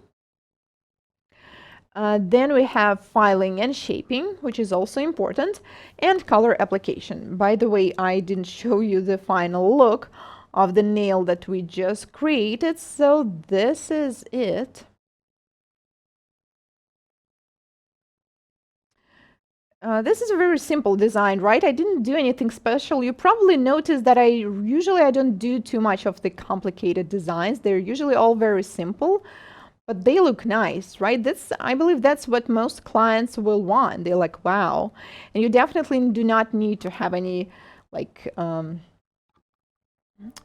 painting skills to do that. All right, switching back. So once again, 7 steps are products, nail prep, consistency practice, form fitting, product application, filing and shaping, and color application. So if some of the steps is eliminated, let's say in form fitting, you did everything great, but the form was not fit well, we will not get a great result. Or you did perfect application, form fitting and filing and shaping, but the nail prep was bad. The nails may lift after a few days. So every step is very important. And let's imagine everything is good, but you picked the product that does not match with each other really well. The nails may also not last. That's why it's important to cover all these steps, and we covered one. I showed you a little bit of consistency practice exercise, like one of the exercises. Showed you the product application, a little bit of filing and shaping. So once you master each step, then you will not need to worry about anything. So I would like to introduce an updated acrylic for beginners class. Oops. And it includes 100 plus lessons, product overview, chemistry, natural nail anatomy, in-depth nail prep. In updated version, I added another lesson on nail prep. So I believe there are like 4 lessons covering a nail prep. We have 13 lessons covering form fitting, filing and shaping technique, color application, more consistency exercises, and of course, most importantly, hands-on practice.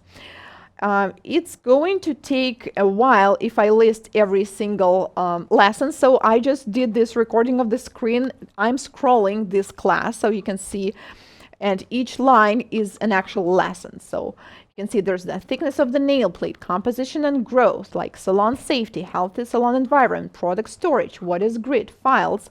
Then there's a quiz, what is natural nail, and so on, like a separate lesson on pushers, on primers, on filing techniques, how to choose a nail form, about C-curve tools, product chemistry, polymerization, acrylic powders, and so much more. So originally this class was about 70 lessons, but as new people graduated, I realized that we need to add this, then we need to update this.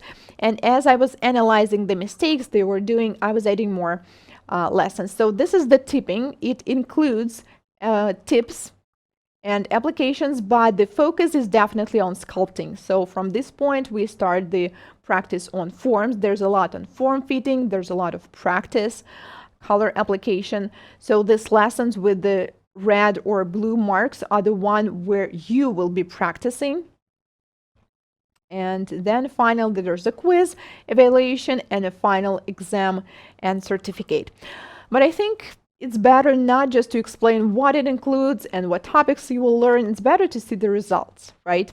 It's like when clients are searching for a nail technician, they just not only want to see your diplomas or listen like how long have you been in the nail industry. They just like, show me the nails that you did, right? Show me the works. And that's exactly, I think, what can better explain what we do here at Nails Pro Academy, students' works. So these are some student works of level 1.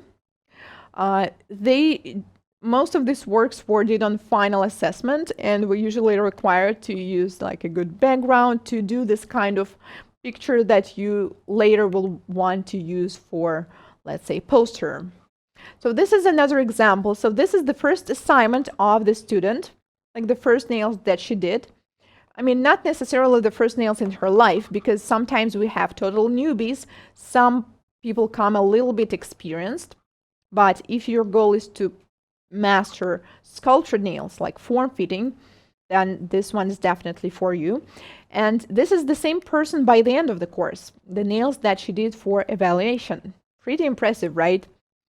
So there's more. This is another final assessment. We also have many feedback and testimonials on our website, on Instagram as well. You can just go to Nails Pro Academy. There's a special part on the upper menu when you can read this testimonial. So I will just show you a couple, because let's say there's Katie saying that she was limiting herself using a plastic tip, but then she learned how to use forms and realized that this gives like limitless opportunities. Like learned so far is way more than any conventional school has ever taught me. Then we have Enrica. She's saying that she learned which brush to choose on different size nails, how to cut and fit the forms, how to do the C-curve, and so much more. And then we have Alex, who is an experienced nail technician, and she got so much needed continued education about something new to me. So I noticed that we have some people who are new here and have no idea how our school works. So let me briefly explain to you what it is. So how online education at Nails Pro Academy works. It's not like what we have now. This is the live webinar.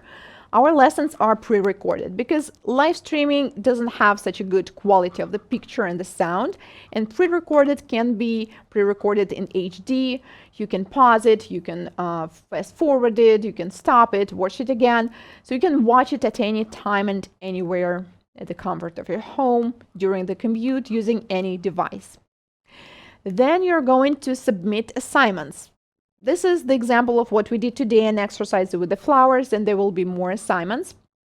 Like this is an actual example of students sending assignment, the top view, the side view, and then the teacher checks it. We have Kisa who leaves a feedback. There are visual tools, so she can actually show you like, okay, this sidewall is too high, or this curve like is too flat, or just say, okay, that's good, let's proceed.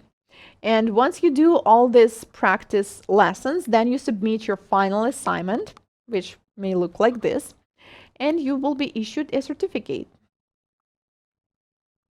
So what's included? 4 months access, 50 CEU units.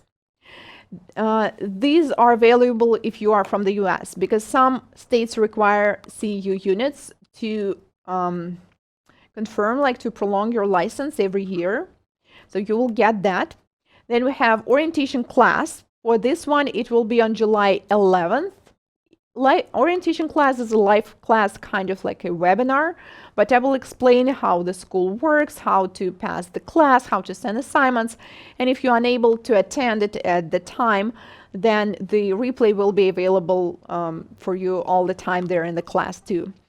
Then we will do a C-curve live lesson. This is something new. And if some of you already graduated from this class, or if we have someone who's taking this class right now, then you're welcome to join too. By the way, this is one of the advantages of being our student.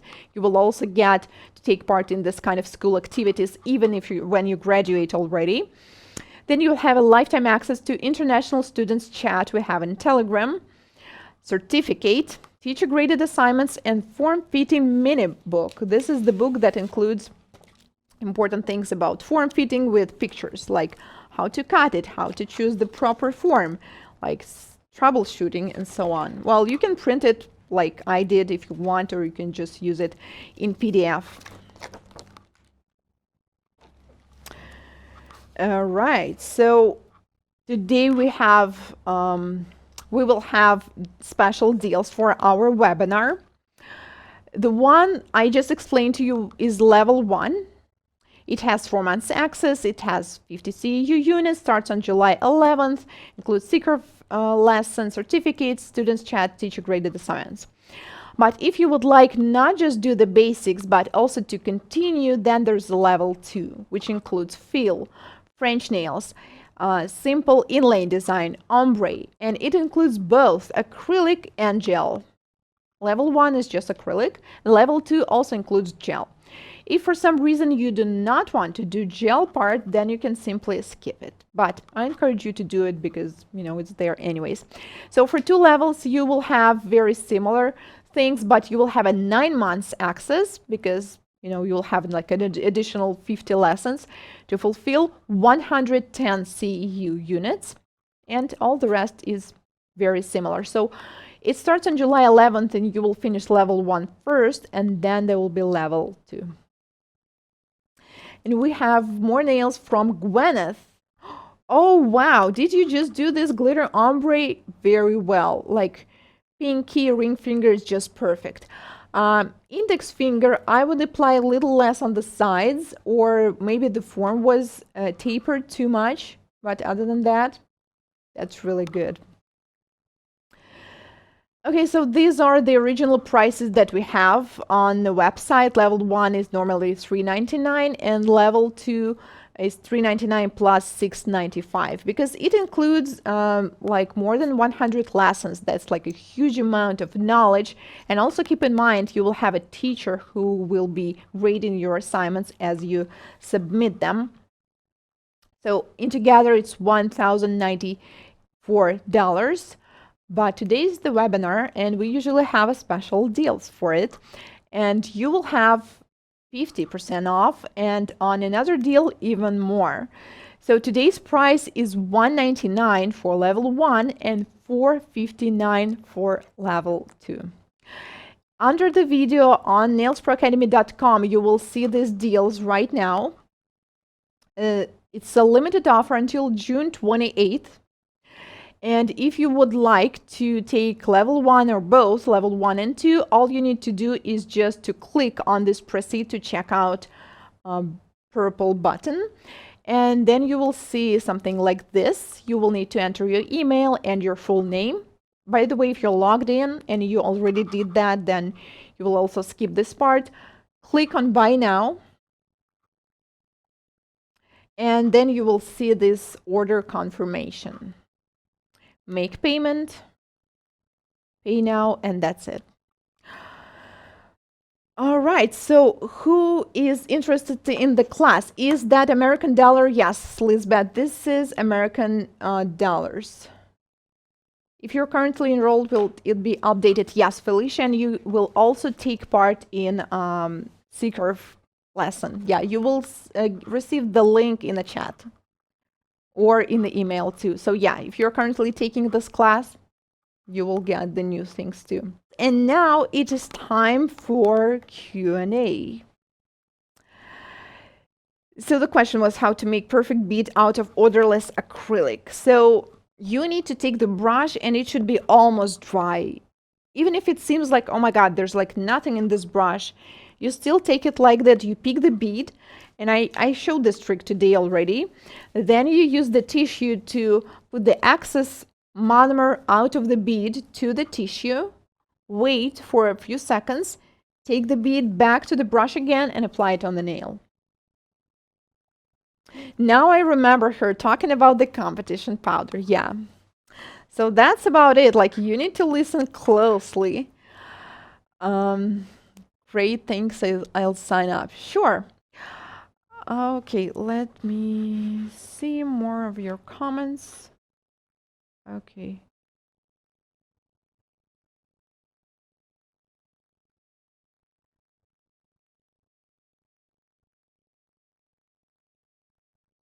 CEU is continuing education. Exactly. Will we need to buy our own material for the class? Yes, Andrea. The products are not included because we have like students from all over the world, but also we do not limit you to some specific brands. So we give you recommendations. We also give you even some, sometimes we have codes for discounts with some brands that we have partnerships with. And yeah, you can use any products that you already have. If you do not have ones that you can purchase, any brand, like I just gave you some recommendations on the brands you can use. By the way, if you're registered on the webinar through Nails Pro Academy, you will receive a letter from me today. By the way, please be patient if it will not be sent like right away, because we have over 2,000 people registered for this webinar. So it's going to take a while the servers will send all these emails, so they will not get banned or anything. So please just be a little patient, but I promise I will send it to all of you. But just be sure to register. Can you just commit to level 1 for now? Of course, yeah, you can just level 1 and then you decide whether you want to continue with us or not. Because once you complete the level 1, you will also have a discount on another courses. Acetone is okay for cleaning stubborn brushes, but don't leave it too long. Also, remember to condition the brush with the monomer after. Yeah, that's a very good tip, Marissa. Thank you.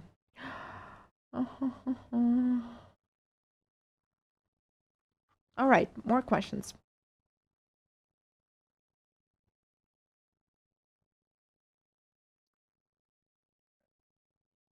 Thank you so much for this free webinar and all the work you put into it. I really enjoyed it. Thank you, Cheryl. I asked earlier about HEMA. Can you advise why some monomers have this and some don't? Which is preferable? Victoria, I actually think I need to work on this topic on HMA and explain more about it, because I'm still researching it by myself and it's pretty complicated. You know, it's not just, okay, there should be HEMA or they shouldn't be. It's a bit more complicated than that. But overall, HMA, usually it does better adhesion. But when there's too much, it's not very good for the nail plate. So usually monomers that do include HMA in their ingredient list, sometimes also there are brands that claim that you do not need to use primer with their system because it's kind of already included in the monomer. So I would say if you see this in an ingredient list, then it may have a little bit more possibility of showing allergic reactions. Okay, so, but once again, it doesn't mean that it's good and it's bad, because another thing that's very important is the concentration. And you can get it from MSDS sheets. It's supposed to show what the percentage of the HMA.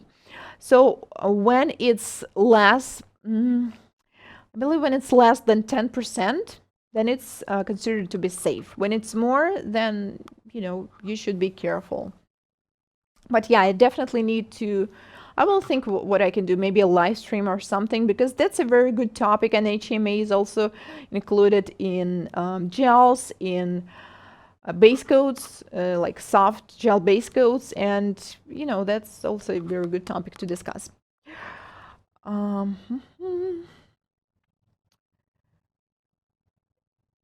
Do you have any payment plans? Well, Amber, we do have payment plans for our regular prices. Now for the webinar, the price is already reduced, but this price will be valid through some few days. But if you want to use this deal and not able to do it right now, then you can secure. So you need to place the order, and then you can just pay $99 deposit, and then you can pay the rest before the start of the class. So there's this option. So to use this option, you need to place the order, and then you may rather reach out to us at info@nailsproacademy.com, or just wait for the manager to contact you and discuss this opportunity with them. Norway, nothing is regulated, just a lot of different brands that give classes and give you a certificate, and super expensive. After taking my classes at Nails Pro Academy, I have found out later that I have got a better education than most of the people that has taken classes here in Norway. Oh, thank you, Linda.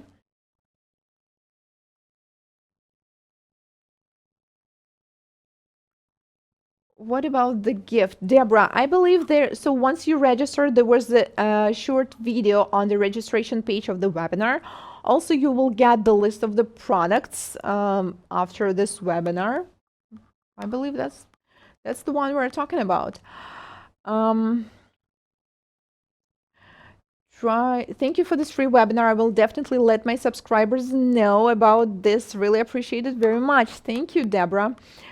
Does the acrylic for beginners class include cuticle prep? Shika, it includes nail prep, all kind of prep that you need to do before extensions. It does not include like actual manicure, if you're talking about that one, like natural nail shaping or different kinds of trimming the cuticle. No, it does not. It includes the cuticle prep that you need for extensions only. There's a different class for that. There's an electric nail file manicure. But that's like all you need to know and to be able to do extensions. How long is this awesome deal good for? When do I have to sign up to get it? Jill, I recommend you to do it right now, because right after this live stream ends, the price will raise by $10. So the lowest possible price ever is just right now. Actually, it's $189. If someone clicked already, you must have seen it, and it's valid until June 28. So if you just place the order, you will secure this price for you, like you reserve your seat, and then you will have 8 days. Thank you for your knowledge transfer, Anastasia and team. Greatly appreciate your time. Thank you, Mira. All right. Let me quickly check if we have more questions on YouTube.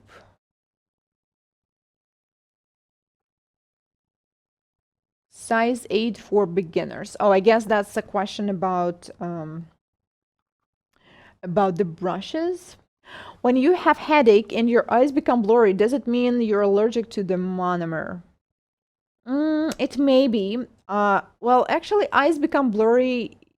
It may be also something, condition that has with focusing on the nail, because we're working so close to it and there's actually a lot of pressure on our eyes. So it may be just it, not necessarily acrylic. And headache, yes, definitely. So it may be one of the, like, I'm not sure if it should be called allergic, but yes, that may be something because of the product. So you should definitely check, because I mean, those are serious symptoms. Oh, which brush would you recommend for beginners? Do you suggest having more than one size?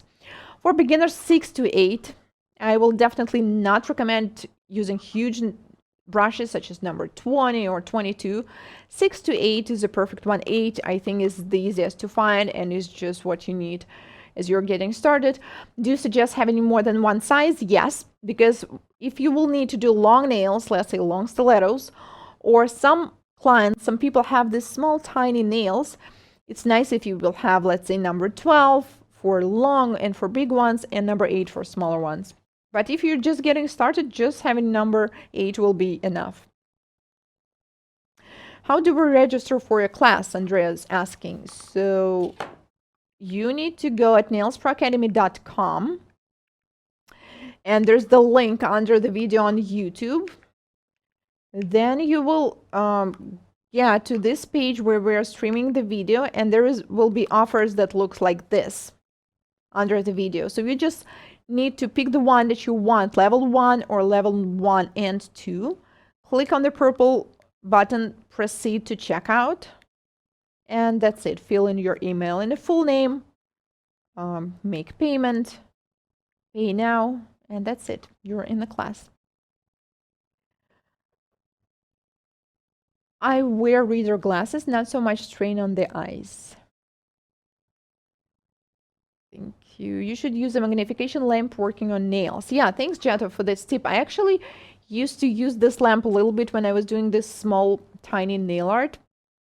But also another important thing for the eyes is, honestly, you really need to, when we're working on the nail, we focus everything, on just one point, and you really need to practice to sometimes, just look further, just give your eyes some rest. There are also different exercises for eyes, because what we are doing, sitting a lot, focusing on one nail, is really gives a lot of pressure, okay, on our eyes and our health in general. So please take care of them, because once the eyesight may reduce, it's not going to be good. Because I noticed that some of my students, they sit like this, and that's definitely bad, not only for the eyes, just for everything. So if it's possible, just try to, at least keep some distance. What if I've already taken level 1? Well, if you already did, then we have a deal for students only for a second level that you can see at the end of your class, Pallavi. How can make 3D flowers with odorless acrylic? Can I use the acetone technique? Mana, with odorless acrylic, doing 3D flowers is going to be super hard, like really hard, because it's so slow setting. Yes, you can try adding acetone, but this is, just hard. I notice a lot of big YouTubers use huge nail brushes. I don't know why. It's harder because smaller brushes have more precision. Well, Marissa, actually, when you're doing long nails, big brush is good because you can pick a huge bead and apply it right away. So sometimes for sealing the design, for encapsulating, it's really nice. Okay. I'm sorry I missed this answer, but there are payment plans. Yes, Tia. So, well, we have payment plans for regular prices. For these prices for the webinar, we have an option of $99 deposit, so you can just pay it, and the price will be secured for you before the start of the class. So to get that, all you need to do is to place the order for the deal that you picked. And then you can whether contact us through the website or at info@nailsproacademy.com, or just wait for the manager to contact you and ask for this option. After a couple of sets, eyes become strained from focusing. Felicia, yes, absolutely. That's why it's very important. I did that a lot, and I just realized it was bad. Well, at least I was 16 when I was starting doing nails. I was having, like 15 clients, and they one back to back, just without any like break between them, and that's bad. So once you finish doing nails, you need to take a little break, and it's very important to not sit in our phones, even though I know that's kind of what our life is now. Ideally go outside, or just do anything to give your eyes some rest, because that's important.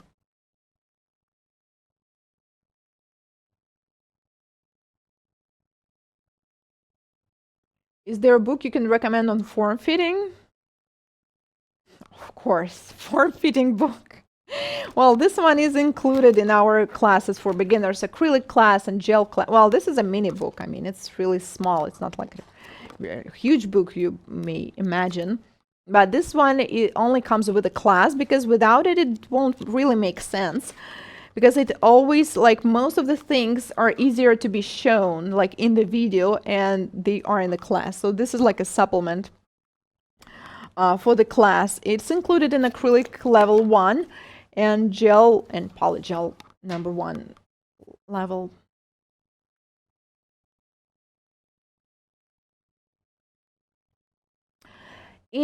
Thanks, Anastasia. I don't have any experience at all, even though I'm fascinated with this world, and I don't have any products. Is this course for me? Yes, definitely. So it starts on July 11th, so you will still have time to order products. If you will need more time, or depending on where you are, sometimes the shipping may take longer, then you just let us know in advance. We can freeze the class for you for a while. And yes, this class is designed for absolute beginners. So like there's a lesson dedicated for pushers only, for orange wood stick, for brushes. It's everything from scratch. So you do not need to have any knowledge at all before you start. That's why it's called for beginners. So yes, absolutely. Actually, there's one thing. If you are starting from scratch, like you do not have any experience at all, it will be easier for you. Because, some of us have all tried something before we go to school, right? We buy products, we play with them, and it doesn't matter how well we do it, inevitably we will make some kind of mistakes. And fixing, let's say I was working with nail technicians who come to my live classes, and they were so used of, holding file improperly, or I don't know, doing some moves that was messing up the shape of the nail that they just created. And it's much harder to fix that rather to learn to teach someone just from scratch. So it's actually good that you do not have any previous experience. It just will be easier for you to go just step by step. Anastasia, is it live classes? I'm in Dublin, Ireland, and different time zones. No. These are pre-recorded classes, so you can watch it anytime, any day. You can watch it every day. You can watch twice a week. The schedule is just up to you. We'll have 4 months in total to finish it, so it's up to you. We will only have an orientation class, which will be live, like this webinar. But you don't have to attend it if you're unable to, because the replay will be also available in this class like a couple hours after it finished, so it will stay there. So do not worry. Yeah, we made it specifically for students, for international students, because we know that we're all in different places and it's quite hard to gather together. Well, we do it sometimes for these webinars, but yeah, you can do your own schedule for the class.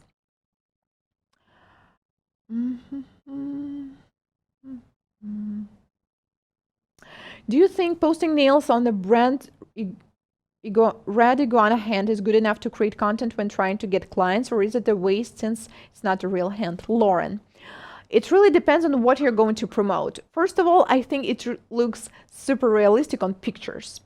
If you want to promote nail art or long sculpture design nails, absolutely, because they will see the shape, they will see the designs that you can do. So yes, 100%. But if you want to promote natural nail care, then no, because you cannot really show the cuticle care on it. So it really depends on what you would like to promote. Do we get certification after completing the classes? You will get certificate, Marissa. And if you want to, like if you ask us to, we also can give you a school transcript with ours. Certification, if you're in the US, then you need to get certified by a local state board. I don't know if there are any other countries that require something like certification, but like only the local state board can give you an actual certificate. Okay, joining the course after this. Okay, thank you. Okay, questions. There's a list of products needed for any kind or about it. Any idea of how much would it cost? Thank you so much. Well, yeah, we do have a list of products. You can actually find it on our website. It's nailsproacademy.com. Then you pick the section for beginners, and then you go to this class. It's hard to say with the price because there are different brands. It really depends on which brand you will pick. So I cannot really. And which sizes. Let's say if you will pick the smallest jars, then I mean the starter kit usually costs around $200 to $300, I believe. So if that's probably like if you take the small amounts.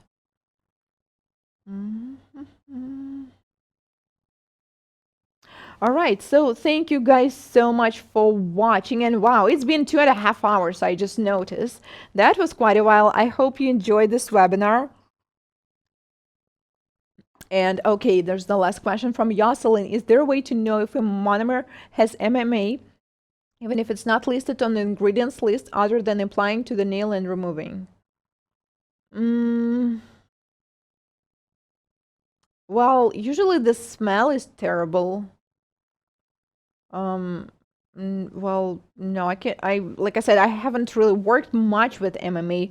I think I once had it, and like the smell is just really different. It's just super bad.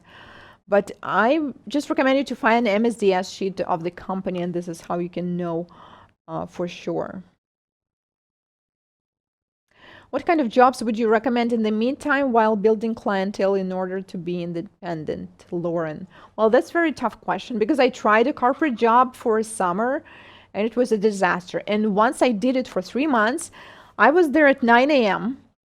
and this lunch break was from 12 to 3, well, 30 minutes. And I was just sitting there and looking at the clock when the 12 will come. So after this summer, I said to myself, I'm going to do anything, just anything. I don't care. I'm just going, I will be giving brochures to the people outside. Please do nails at my house. I just do whatever, but not come back to this. That's, what I thought. And I really did try harder. I created a website then. I was doing social media was just starting, but I already used it. So I started asking, I had a few clients, so I asked them if maybe their friends, their, I don't know, relatives, someone also want to do nails. So, I just did everything, and over time I got more clients. So it really depends on what you can do. If you're able to do something from home, let's say designs or social media, I think that's a very nice supplement for nails, but I think it can be anything really, any kind of job. I'm so glad that I attended, and I'm looking forward to taking your courses. Thank you, Michelle. Yeah, I look forward to seeing you too. All right, guys, thank you so much for watching. I look forward to seeing you more on the webinars and in my classes. As some brands offer their products in sample sizes and bundle them as beginner kits, for example, Young Nails. Thanks, Gregory. Yeah, actually, Young Nails has an awesome kit. I believe they even include a brush there. Thanks, Alinda, and thank you for watching us from the island. Thank you all so much. If by any chance you're not following us yet on the social media, please do, because we also post some cool stuffs over there, including giveaways, so you will not miss them next time. It's Nails Pro Academy everywhere: Instagram, Facebook, YouTube, Snapchat, and TikTok. Let's keep in touch. Thank you for watching, and remember, never stop learning. and these are my social media links. I will see you soon. Bye!